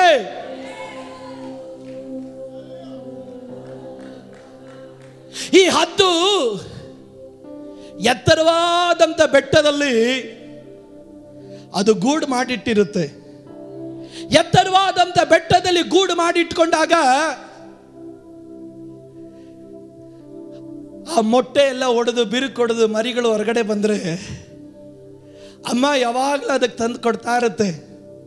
ಓ praise the Lord, oh hallelujah, oh glory, oh thank you Jesus ಅಂದ್ಕೊಂಡು ಈ ಮರಿ ಯಾವಾಗಲೂ ಅಮ್ಮ ಕೊಡುವಂಥ ಎಲ್ಲ ಸಂಗತಿಗಳನ್ನು ತಗೊಂಡು ತಿಂತಾನೆ ಇರುತ್ತೆ, ತಗೊಂಡು ಸಂತೋಷ ಪಡ್ತಾನೆ ಇರುತ್ತೆ, ತಗೊಂಡು ಆನಂದ ಪಡ್ತಾ ಇರುತ್ತೆ. ಈ ತಾಯಿ ಅದು ನೋಡುತ್ತೆ, ಅಪ್ಪ ನೀನು ಇಲ್ಲಿ ಕುಳಿತುಕೊಂಡೇ ನೀನು ಎಲ್ಲ ತಿಂತಾ ಇದ್ರೆ ನಿನ್ನ ಮೇಲೆ ಒಂದು ಕರೆ ಇದೆ, ನಿನ್ನ ಒಳಗಡೆ ಒಂದು ಶಕ್ತಿ ಇದೆ, ನಿನ್ನ ಮೇಲೆ ಒಂದು ಉದ್ದೇಶ ಇದೆ. ಯಾವಾಗ ನೀನು ಅದನ್ನು ಅರ್ಥ ಮಾಡಿಕೊಳ್ಳೋದು, ನಿನಗೆ ಈ ಬಂಡೆ ಅಲ್ಲ, ಈ ಗೂಡಲ್ಲ, ನೀನು ಕಾಣಬೇಕಾಗಿರೋದು ಉನ್ನತವಾದುದು ಮೇಲ್ಗಡೆ ಸಿದ್ಧವಾಗಿದೆ, ನೀನು ಅಲ್ಲಿಗೆ ಹೋಗಬೇಕು. ತಾಯಿ ಏನು ಮಾಡ್ತಾಳೆ ಗೊತ್ತಾ, ಮೇಲ್ಗಡೆಯಿಂದ ಅದಕ್ಕೆ ಆಹಾರ ಕೊಡಬೇಕಾದ್ರೆ ಕೆಳಗಡೆಯಿಂದ ಗೂಡು ಕೀಳ್ತಾನೆ ಇರ್ತಾಳೆ. ಮೇಲ್ಗಡೆ ಎಷ್ಟು ಒಳ್ಳೇದು ಬರ್ತಾ ಇರುತ್ತೋ ಕೆಳಗಡೆ ಅಷ್ಟು ಕಂಫರ್ಟ್ ಝೋನನ್ನು ಯಜಮಾನನ ತೆಗಿತಾ ಇರ್ತಾನೆ. ಮೇಲ್ಗಡೆಯಿಂದ ನೀನು ಹೊಟ್ಟೆ ಎಷ್ಟು ತುಂಬ್ತಾ ಇರುತ್ತೋ ಅಷ್ಟು ಯಜಮಾನ ಏನು ಮಾಡ್ತಾನೆ, ಗೂಡನ್ನು ಕೀಳ್ತಾ ಇರ್ತಾನೆ. ಅಲ್ಲಿ ನಿಧಾನವಾಗಿ ರೆಕ್ಕೆ ಬೆಳೆಯುತ್ತೆ, ಪುಕ್ಕ ಬೆಳೆಯುತ್ತೆ, ಅದಕ್ಕೆ ಸ್ವಲ್ಪ ಸುಂದರ ಎಲ್ಲ ಕಾಣುತ್ತೆ, ಅದು ಗಾತ್ರ ಎಲ್ಲ ಉಂಟಾಗುತ್ತೆ. ಒಂದು ಫೈನ್ ಟೈಮ್ ನೋಡಿ ಈ ತಾಯಿ ಅದು ಏನು ಮಾಡ್ತಾಳೆ ಅಂದರೆ ಗೂಡನ್ನ ಆ ಮೇನ್ ಕಂಬವನ್ನ ಏನ್ ಮಾಡ್ತಾಳೆ, ಎಳಿತಾಳೆ. ಎಳೆದಿದ್ದೆ ತಡ ಉನ್ನತವಾದ ಬೆಟ್ಟದಲ್ಲಿದ್ದಂತ ಈ ಮರಿ ಹದ್ದು ಮೇಲ್ಗಡೆಯಿಂದ ಕೆಳಗಡೆ ಬೀಳುತ್ತೆ. ಆಕೆ ಚಿಂತೆ ಮಾಡ್ಲು, ನನ್ನ ಜೀವನ ಮುಗಿದೋಯ್ತು, ನನ್ನ ಅಮ್ಮ ನನ್ನನ್ನು ಕೈ ಬಿಟ್ಬಿಟ್ಲು, ನನಗೆ ಎಲ್ಲ ದ್ರೋಹ ಮಾಡಿದ್ರು. ಇದು ಯಾವಾಗ ಮೇಲಿಂದ ಕೆಳಗಡೆ ಬಂದು ಕೆಳಗಡೆ ಬಂದು ಕೆಳಗಡೆ ಬಂದು ಕೆಳಗಡೆ ಬಂದು ನೆಲಕ್ಕೆ ಅಪ್ಪಳಿಸುತ್ತೋ, ಕಾಣದಿರುವಂತ ಒಂದು ಕೈ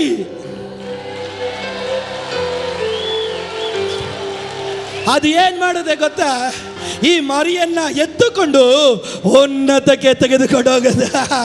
ಈ ಹದ್ದಿಗೆ ಬಹಳ ಮರಿಗೆ ಸಂತೋಷ, ಬಾಬಾ ನಮ್ಮಮ್ಮ ನನ್ನ ಜೊತೆಲೇ ಇದ್ದಾಳೆ, ನನ್ನ ಒಂಟಿಗನಾಗಿ ಬಿಡಲಿಲ್ಲ. ಅಮ್ಮ ಏನ್ ಮಾಡ್ತಾಳೆ, ಆ ಕೈಗಳಲ್ಲಿ ಎತ್ತುಕೊಂಡು ಮೇಲಕ್ಕೆ ಮೇಲಕ್ಕೆ ಮೇಲಕ್ಕೆ ಮೇಲಕ್ಕೆ ಮೇಲಕ್ಕೆ ಮೇಲಕ್ಕೆ ತಗೊಂಡು ಹೋಗ್ತಾಳೆ. ಈ ಹದ್ದಿಗೆ ಬಹಳ ಸಂತೋಷ, ನೋಡ್ದ ನಮ್ಮಮ್ಮ ಎಷ್ಟು ಒಳ್ಳೆಯವರಂತ. ಮೇಲಕ್ಕೆ ಹೋದಷ್ಟು ತಾಯಿ ಏನ್ ಮಾಡ್ತಾಳೆ, ಹಿಡಿತಾ ಬಿಡ್ತಾಳೆ ಅಷ್ಟೇ. ಮೇಲೆ ಹೋಗ್ತಾ ಇದ್ದಂತ ಹದ್ದಿನ ಮರಿ ಮತ್ತೆ ಕೆಳಗಡೆ ಬೀಳುತ್ತೆ. ಬೀಳಬೇಕಾದ್ರೆ ಇದು ಗೊತ್ತಿಲ್ಲದೆ ಒಂದು ರೆಕ್ಕೆ ಮತ್ತೊಂದು ರೆಕ್ಕೆ ಅದು ಮೇಲಕ್ಕೆ ಬ್ಯಾಲೆನ್ಸ್ ಮಾಡೋದಕ್ಕಾಗಿ ಪ್ರಾರಂಭಿಸುತ್ತೆ. ಆರಂಭದಲ್ಲಿ ಕಷ್ಟನೇ, ಆದ್ರೆ ಅದು ನೆಲಕ್ಕೆ ಅಪ್ಪಳಿಸುವ ಟೈಮ್ ಬಂದಾಗ ಮತ್ತೆ ಆ ತಾಯಿ ಹದ್ದು ತಗೊಂಡು ಮೇಲಕ್ಕೆ ತೆಗೆದುಕೊಂಡು ಹೋಗುತ್ತೆ.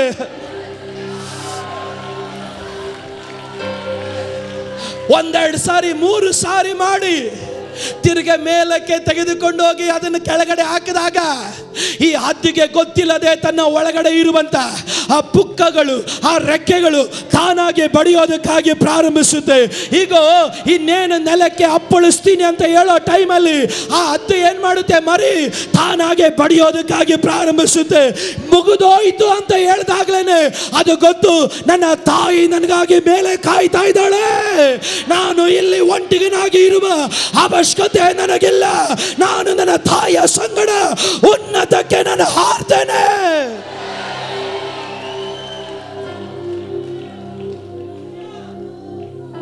ನಿನ್ನನ್ನ ದೇವರು ಒಂಟಿಗನಾಗಿ ಮಾಡೋದು ನಿನ್ನನ್ನ ಮಹಿಮೆ ಪಡಿಸೋದಕ್ಕೆ. ನಿನ್ನನ್ನ ದೇವರು ಒಂಟಿತನದ ಅನುಭವಗಳಲ್ಲಿ ಹಾದು ಬಿಡೋದು ನಿನ್ನನ್ನು ಚೆಚ್ಚೋದಕ್ಕಲ್ಲ. ನಿನ್ನ ಒಳಗಡೆ ಒಂದು ಬಲ ದೇವರಿಟ್ಟಿದ್ದಾನೆ.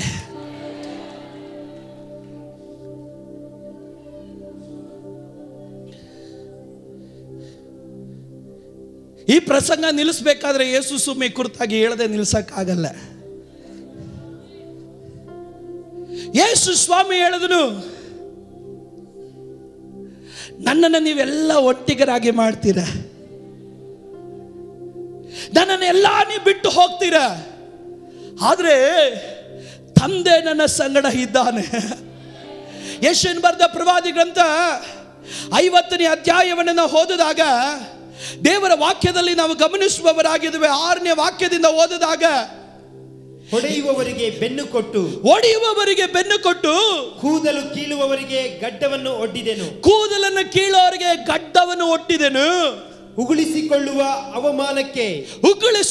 ಅವಮಾನಕ್ಕೆ ನನ್ನ ಮುಖವನ್ನು ಮರೆ ಮಾಡಲಿಲ್ಲ.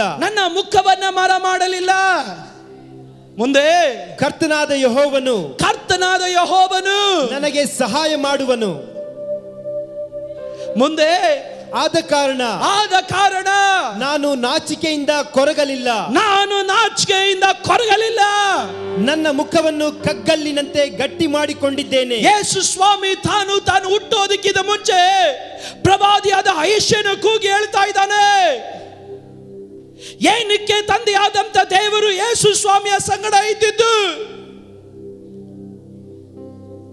ಯೇಸು ಸ್ವಾಮಿ ತಾನು ಕರ್ತನ ಭೋಜನವನ್ನು ಮುಗಿಸಿ ಗೆತ್ಸೆಮನೆ ತೋಟಕ್ಕೆ ಆತನು ಹೋದನು. ಗೆತ್ಸೆಮನೆ ತೋಟದಲ್ಲಿ ಯೇಸು ಸ್ವಾಮಿ ತನ್ನ ಶಿಷ್ಯರ ಬಳಿಯಲ್ಲಿ ಹೇಳಿದನು, ಒಂದು ಗಳಿಗೆ ಆದರೂ ಎಚ್ಚರವಾಗಿದ್ದು ಪ್ರಾರ್ಥನೆ ಮಾಡ್ರಿ, ಶೋಧನೆಗೆ ಒಳಗಾಗದೆ ಪ್ರಾರ್ಥನೆ ಮಾಡ್ರಿ.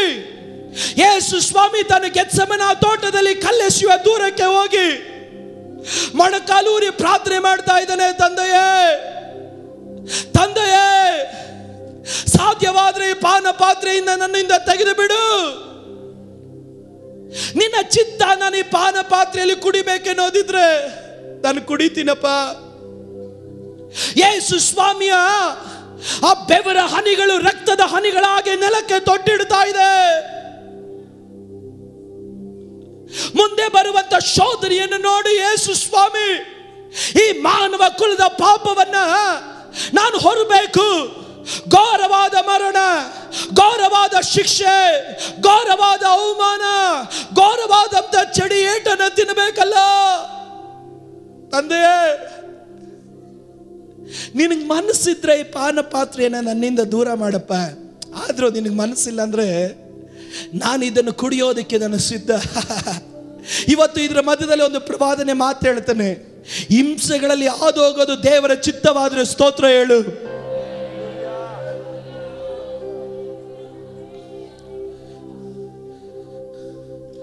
ಯೇಸು ತನ್ನ ಬೆವರಿನ ಹನಿಗಳು ರಕ್ತದ ಹನಿಗಳಾಗಿ ನೆಲಕ್ಕೆ ತೊಟ್ಟಿಡಬೇಕಾದ್ರೆ ಪ್ರಾಣ ಕೊಡ್ತೀನಂತ ಹೇಳಿದ ಶಿಷ್ಯರು ನಿದ್ದೆ ಮಾಡ್ತಾ ಇದ್ದಾರೆ. ಪ್ರಾರ್ಥನೆ ಮಾಡ್ತೀನಂತ ಹೇಳಿದ ಶಿಷ್ಯರು ನಿದ್ದೆ ಮಾಡ್ತಾ ಇದ್ದಾರೆ.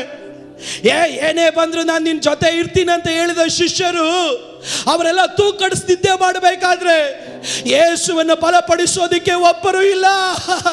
ಅದಿಯಾದ ದೇವರು ನೋಡ್ದ, ಅಯ್ಯೋ 3.5 ವರ್ಷಗಳ ಕಾಲ ಪ್ರಾಣ ಕೊಡ್ತೀನಿ ಅಂತ ಹೇಳಿದವರು ಪ್ರಾರ್ಥನೆ ಮಾಡ್ತಾ ಇದ್ದಾರಾ, ನಿದ್ದೆ ಮಾಡ್ತಾ ಇದ್ದಾರೆ. ರೊಟ್ಟಿ ತಿಂದವರು 5,000 ಜನ ಇದ್ದಾರಾ? ಯಾರು ಇಲ್ಲ. ಮಗನು ಬಲಹೀನತೆಯಲ್ಲಿ ಹಾದು ಹೋಗಬೇಕಾದ್ರೆ, ವೇದನೆಯಲ್ಲಿ ಹಾದು ಹೋಗಬೇಕಾದ್ರೆ ಯಾರು ಇಲ್ಲದೆ ಇದ್ದಾಗ ತಂದೆ ಹೇಳಿದ್ರು, ದೂತ ನನ್ನ ಮಗನಿಗೋಸ್ಕರ ನೀನು ಹೋಗು, ಆತನು ಒಬ್ಬಂಟಿಗನಾಗಿದ್ದಾನೆ, ಅವನ ಜೊತೆಯಲ್ಲಿ ಯಾರು ಇಲ್ಲ, ನನ್ನ ಚಿತ್ತ ನೆರವೇರಿಸುವುದಕ್ಕೆ ಅವನು ಬೇಕು ಎಂದು ಹೇಳಿ ದೂತನನ್ನು ಕಳಿಸಿದನು. ದೂತನು ಬಂದು ಯೇಸು ಸ್ವಾಮಿಯ ಮೇಲೆ ಹೆಗಲನ್ನು ಹಾಕಿ ಆತನ ಮಾತಾಡ್ತಾ ಇದ್ದಾನೆ, ಯೇಸುವೇ ನೀನು ಒಬ್ಬಂಟಿಗನಲ್ಲಪ್ಪ, ಪರಲೋಕ ನಿನ್ನ ಸಂಗಡ ಇದೆ. ನೀನು ಹಾದು ಹೋಗುತ್ತಿರುವಂತ ವೇದನೆ, ನೀನು ಹಾದು ಹೋಗುತ್ತಿರುವಂತ ಹಿಂಸೆ, ನೀನು ಹಾದು ಹೋಗುತ್ತಿರುವ ಪ್ರತಿಕೂಲದಲ್ಲಿ ಯೇಸುವೇ ನೀನು ಒಬ್ಬಂಟಿಗನಲ್ಲ, ಪರಲೋಕ ನಿನ್ನ ಸಂಗಡ ಇದೆ.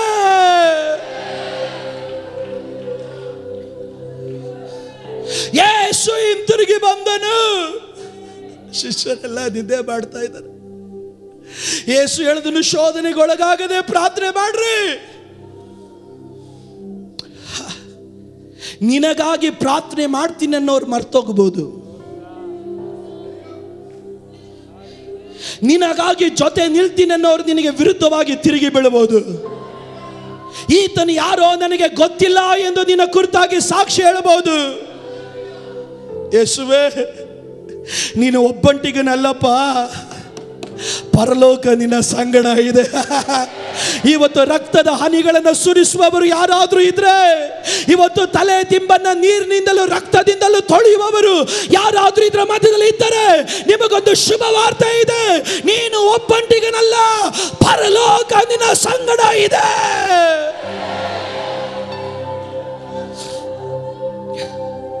ಯೇಸು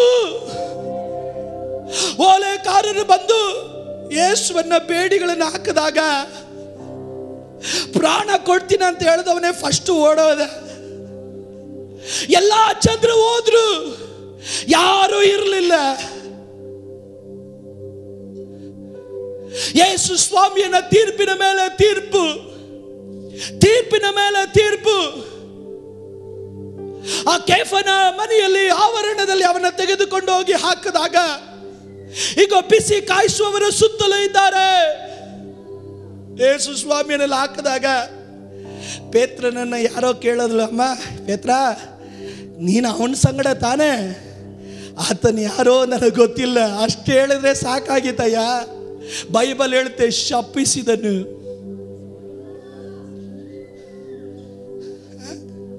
ಶಪಿಸಿದನು, ಯೇಸುವನ್ನ ಶಪಿಸಿದನು ಪೇತ್ರ.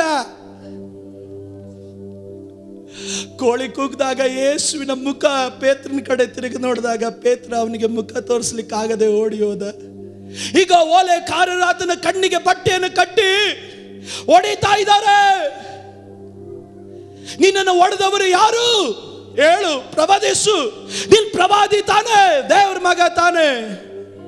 ಯಾಕೆ ನನಗೆ ಈ ರೀತಿ ಹೊಡಿತೀರಾ ಎಂದು ಯೇಸು ಪ್ರಶ್ನೆ ಮಾಡಲಿಲ್ಲ. ಆತನು ತೆಗೆದುಕೊಂಡು ಪಿಲಾತನ ಮುಂದೆ ನಿಲ್ಲಿಸಿದ್ರು. ಪಿಲಾತ ಹೇಳಿದ, 39 ಚಡಿ ಏಟನ್ನು ಓಡಿಸಿ ನಾನು ಬಿಡ್ತೇನೆ. ಯೇಸುವನ್ನ 39 ಚಡಿ ಏಟುಗಳು ಒಂದೊಂದು ಏಟು ಬೀಳಬೇಕಾದ್ರೂ ಮಾಂಸದ ಕಷ್ಣಗಳು ಆತನ ಹಲ್ಲೆಲೂಯಾ ಶರೀರದಿಂದ ಹೊರಗಡೆ ಬಂದ್ರು. ನಾನೇನ್ ಮಾಡಿದೆ, ನನಗೆ ಯಾಕೆ ಈ ರೀತಿ ಹೊಡಿತೀರಂತ ಪ್ರಶ್ನೆ ಮಾಡಲಿಲ್ಲ. ಕಾರಣ ಯೇಸುವಿಗೆ ಗೊತ್ತಿದ್ದು, ನಾನು ಒಬ್ಬಂಟಿಗನಲ್ಲ, ತಂದೆ ನನ್ನ ಸಂಗಡ ಇದ್ದಾನೆ. ನಾನು ಒಬ್ಬಂಟಿಗನಲ್ಲ, ತಂದೆ ನನ್ನ ಸಂಗಡ ಇದ್ದಾನೆ. ಯೇಸು ಸ್ವಾಮಿಯ ತಲೆಗೆ ಮುಳ್ಳಿನ ಕಿರೀಟವನ್ನು ಹಾಕಿದ್ರು. ಆತನ ಕಣ್ಣಿಗೆ ಬಟ್ಟೆಯನ್ನು ಕಟ್ಟಿ ಆ ಮುಳ್ಳಿನ ಕಿರೀಟದ ಮೇಲೆ ಹೊಡೆದ್ರು. ಹೇಳು, ನೀನು ಪ್ರವಾದಿ ತಾನೆ? ನಿನ್ನನ್ನು ಹೊಡೆದವರು ಯಾರು? ವಧಿಸಲಿಕ್ಕೆ ಹೋಗುವ ಕುರಿಮರಿ ಹಾಗೆ ಯೇಸು ಹೇಳಿದನು, ನಾನು ಒಬ್ಬಂಟಿಗನಲ್ಲ, ತಂದೆ ನನ್ನ ಸಂಗಡ ಇದ್ದಾನೆ. ಅವನ ಘಟ್ಟವನ್ನು ಹಾಕಿ ಹೇಳಿದ್ರು. ಅವನ ಮುಖಕ್ಕೆ ತೂ ಅಂತ ಉಗಿದ್ರು. ಯೇಸು ತನ್ನ ಮುಖವನ್ನು ಮರೆ ಮಾಡಿಕೊಳ್ಳಲಿಲ್ಲ. ಹೊಡೆಯುವವರಿಗೆ ತನ್ನ ಬೆನ್ನು ಕೊಟ್ಟನು, ಹೊಡಿರಿ, ಇನ್ನ ಹೊಡಿರಿ, ನಾನು ಒಬ್ಬಂಟಿಗನಲ್ಲ, ನನ್ನ ತಂದೆ ನನ್ನ ಸಂಗಡ ಇದ್ದಾನೆ. ಯೇಸು ಸ್ವಾಮಿಯನ್ನು ಉಗಿಯೋದಕ್ಕೆ ಬಂದ್ರು. ಯೇಸು ಹೇಳಿದನು, ಉಗಿರಿ, ನಾನು ಒಬ್ಬಂಟಿಗನಲ್ಲ, ನನ್ನ ತಂದೆ ನನ್ನ ಸಂಗಡ ಇದ್ದಾನೆ. ಯೇಸು ಸ್ವಾಮಿಯ ರೋಮಗಳನ್ನು ಹರಿದ್ರು. ಹರಿರಿ, ನಾನು ಒಬ್ಬಂಟಿಗನಲ್ಲ, ನಮ್ಮ ತಂದೆ ನನ್ನ ಸಂಗಡ ಇದ್ದಾನೆ. ಈಗ ಪಿಲಾತನ ಹೇಳಿದ, ಒಂದೇ ಒಂದು ಸಾರಿ ಹೇಳು, ನಾನು ತಪ್ಪು ಮಾಡಿಲ್ಲ ಅಂತ, ನಾನು ನಿನ್ನನ್ನು ಬಿಡಿಸ್ಬಿಡ್ತೀನಿ. ಪಿಲಾತನೇ ಒಂದೇ ಒಂದು ಮಾತು ಹೇಳಿದ್ರೆ ಸಾಕು, ದೂತರ ಗಣಗಳನ್ನು ನಾನು ಇಳಿಸ್ತೀನಿ. ಆದರೆ ನಾನು ಒಬ್ಬಂಟಿಗನಲ್ಲ, ತಂದೆ ನನ್ನ ಸಂಗಡ ಇದ್ದಾನೆ. ಎಲ್ಲರೂ ಹೇಳಿದ್ರು, ಶಿಲುಬೆಗೆ ಹಾಕ್ರಿ, ಶಿಲುಬೆಗೆ ಹಾಕ್ರಿ, ಶಿಲುಬೆಗೆ ಹಾಕ್ರಿ. ಪಿಲಾತ ಕೇಳ್ದ, ಏನಾದರೂ ಹೇಳು, ನಾನು ಒಬ್ಬಂಟಿಗನಲ್ಲ, ತಂದೆ ನನ್ನ ಸಂಗಡ ಇದ್ದಾನೆ. ಪಿಲಾತನು ತಾನು ಪರವಾಗಿ ನಿಂತವನು ತಾನು ಕೈಯನ್ನು ತೊಳ್ಕೊಂಡು ಹೇಳಿದ, ಈ ರಕ್ತದಲ್ಲಿ ನನಗೆ ಪಾಲಿಲ್ಲ, ನೀವೇನ್ ಬೇಕಾದ್ರೂ ಮಾಡ್ರಿ. ಬಾಲಲಿಯ ಯೇಸು ಸ್ವಾಮಿಗೆ ಬಾರ್ನಬನಿಗೆ ಒರೆಸಬೇಕಾದಂತ ಘೋರವಾದಂತ ಶಿಲುಬೆಯನ್ನು ಆತನ ಮೇಲೆ ಹಾಕದಾಗ್ಲೂ ಇವನು ಶಿಲುಬೆವರೆಗೂ ಹೋಗಲ್ಲ, ಸತ್ತೋಗ್ತಾನೆ ಅಂತ ಎಲ್ಲ ಹೇಳಿದ್ರು. ಯೇಸು ಹೇಳಿದನು, ನಾನು ಒಬ್ಬಂಟಿಗನಲ್ಲ, ನನ್ನ ತಂದೆ ನನ್ನ ಸಂಗಡ ಇದ್ದಾನೆ. ಯೆರೂಸಲೇಮ್ ಬೀದಿಯಲ್ಲಿ ನನ್ನ ಯೇಸು ಆ ಶಿಲುಬೆಯನ್ನು ಎಳ್ಕೊಂಡು ಹೋಗಬೇಕಾದ್ರು ಜನ ಕಲ್ಲೊಡಿದ್ರು, ಜನರು ಆತನ ವಿರುದ್ಧವಾಗಿ ಹೋಗೋದ್ರು. ನಾನು ಒಬ್ಬಂಟಿಗನಲ್ಲ, ತಂದೆ ನನ್ನ ಸಂಗಡ ಇದ್ದಾನೆ. ಯೇಸು ಸ್ವಾಮಿಯನ್ನ ಘೋರವಾದಂಥ ರೀತಿಯಲ್ಲಿ ಯೆರೂಸಲೇಮಿನ ಪಟ್ಟಣದ ಹೊರಗಡೆ ಕರೆದುಕೊಂಡು ಹೋಗಿ ಕಪಾಲ ಎನ್ನುವಂಥ ಗೊಲ್ಗೊಥಾ ಸ್ಥಳದಲ್ಲಿ ಶಿಲುಬೆಗೆ ಹಾಕಿದಾಗ 3 ಆಣಿಗಳಲ್ಲಿ ತೂಗಾಕಲ್ಪಟ್ಟಾಗ ಜನ ಎಲ್ಲ ಹೇಳಿದ್ರು, ನೀನೇ ತಾನೇ ಯೇಸು, ನೀನೇ ತಾನೇ ಮೆಸ್ಸಿಯನು, ನೀನೇ ತಾನೇ ಹೋಸೇನ ಆಡಿಸಿಕೊಂಡವನು, ನಿನ್ನನ್ನು ಬಿಡಿಸ್ಕೋ, ಸಾಧ್ಯವಾದ್ರೆ ನಿನ್ನನ್ನು ಬಿಡಿಸ್ಕೋ, ಸಾಧ್ಯವಾದ್ರೆ ಶಿಲುಬೆಯಿಂದ ನೀನು ಇಳಿದು ಬಾ. ಯೇಸು ಗಟ್ಟಿಯಾದ ಸ್ವರದೊಟ್ಟಿಗೆ ಕೂಗಿ ಹೇಳಿದನು, ನನ್ನ ತಂದೆಯೇ, ನನ್ನ ತಂದೆಯೇ, ಇವರು ಏನ್ ಮಾಡ್ತಾ ಇದ್ದಾರೆ ಗೊತ್ತಿಲ್ಲ, ಇವನ್ನ ಕ್ಷಮಿಸು.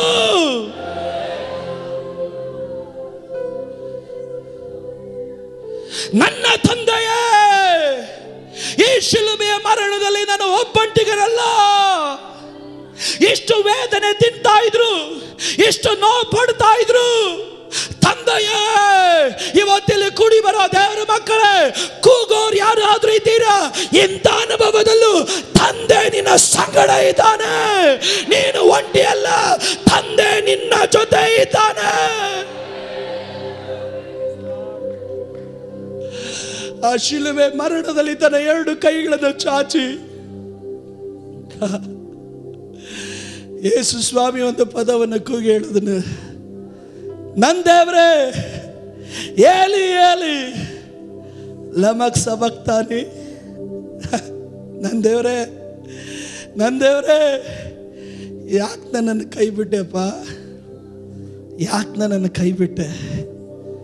ಇಲ್ಲಿವರೆಗೂ ನಾನು ಹೇಳ್ಕೊಂಡು ಬಂದೆ, ನನ್ನ ತಂದೆ ನನ್ನ ಸಂಗಡ ಇದ್ದಾನೆ, ನನ್ನ ತಂದೆ ನನ್ನ ಸಂಗಡ ಇದ್ದಾನೆ. ಏಲಿ ಏಲಿ ಲಮಕ್ ಸಬಕ್ತಾನಿ ಎಂದು ಗಟ್ಟಿಯಾದ ಸ್ವರದೊಟ್ಟಿಗೆ ಕೂಗಿದಾಗ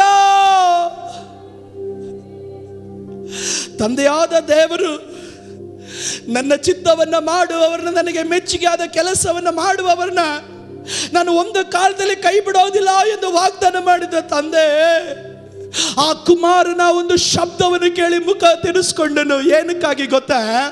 ಈ ವಿಕ್ಟರಿ ಇಂಟರ್ನ್ಯಾಷನಲ್ ಏಜ್ ಸಭೆಯಲ್ಲಿ ಇರುವಂತ ಪ್ರತಿಯೊಬ್ಬರ ಕೈ ಹಿಡಿಯೋದಕ್ಕೆ. ಏಲಿ ಏಲಿ ಲಮಕ್ ಸಬಕ್ತಾನಿ, ನನ್ನ ದೇವರೇ, ಯಾಕೆ ನನ್ನನ್ನು ಕೈ ಬಿಟ್ಟೆ?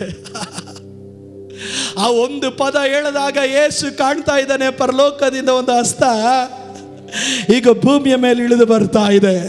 ಯೇಸು ಸ್ವಾಮಿ ಆತನು ಕಂಡನು, ನಾನು ಕೈ ಬಿಡಲ್ಪಟ್ಟಂತ ನಿಮಿತ್ತವಾಗಿ ಒಂದು ಗುಂಪಿನ ಜನ ತಂದೆಯಾದಂಥ ದೇವರು ಕೈ ಹಿಡಿದನು.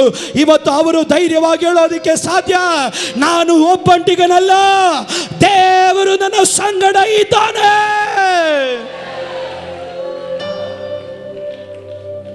ಸೂರ್ಯ ಚಂದ್ರರು ಮರೆಯಾದರು, ಭೂಮಿ ಭೂಕಂಪವಾಗಿ ಕದಲಲಿಕ್ಕಾಗಿ ಪ್ರಾರಂಭವಾಯಿತು. ಈಗ ಆಲಯದ ತೆರೆ 2 ಹರಿಯಲ್ಪಟ್ಟಿತು. ಇದುವರೆಗೂ ಆಲಯಕ್ಕೆ ಬರಬೇಕಾದ್ರೆ ಮಹಾಯಾಜಕನು ಮಾತ್ರನೇ ಪರಿಶುದ್ಧವಾದ ಸ್ಥಳಕ್ಕೆ ಬರೋಕ್ಕಾಗೋದು. ಆದ್ರೆ ಯಾವಾಗ ಯೇಸು ಏಲಿ ಏಲಿ ಲಮಕ್ ಸಬಕ್ತಾನಿ ಅಂತ ಹೇಳಿದ್ರು, ಇನ್ನ ನೀನು ಯಾಜಕ ವಸ್ತ್ರ ಹಾಕೊಳ್ಳೋ ಅವಶ್ಯಕತೆ ಇಲ್ಲ ಅಪ್ಪ ಅಂತ ನೀನು ಯಾವ ಸಮಯದಲ್ಲಿ ಬೇಕಾದ್ರೂ ಕೃಪಾಸನದ ಬಳಿಗೆ ಬರಬಹುದು. ಇವತ್ತು ನೀನು ಎಲ್ಲೇ ಬಿದ್ದಿದ್ರು ನಿನಗೊಂದು ಧೈರ್ಯ ಇದೆ, ನನ್ನ ದೇವರು ನನ್ನ ಸಂಗಡ ಇದ್ದಾನೆ.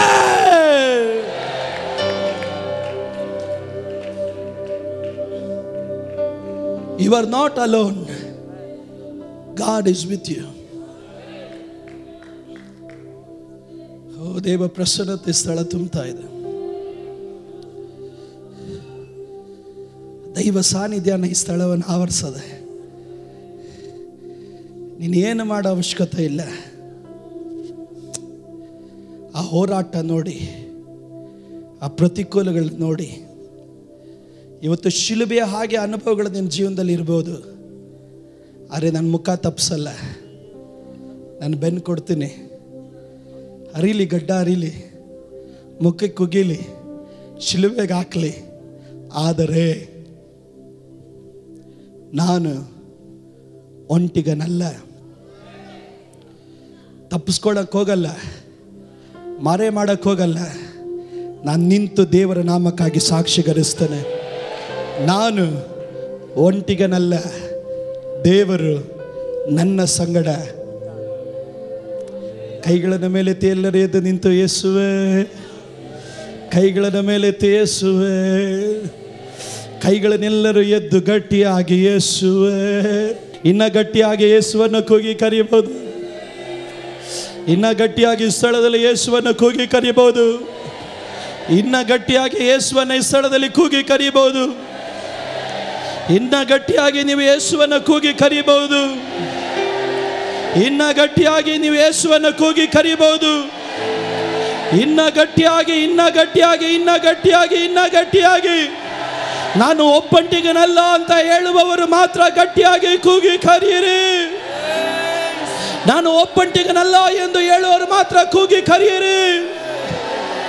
ಅಲ್ಪ ನಿಮಿಷ ಗಟ್ಟಿಯಾಗಿ ಮೈ ಮರೆತು ಗಟ್ಟಿಯಾಗಿ ಗಟ್ಟಿಯಾಗಿ ಗಟ್ಟಿಯಾಗಿ ಗಟ್ಟಿಯಾಗಿ ಗಟ್ಟಿಯಾಗಿ ನಿಮ್ಮ ಬಾಯಲ್ಲಿ ಬೇರೆ ಏನು ಬರೋದು ಬೇಡ.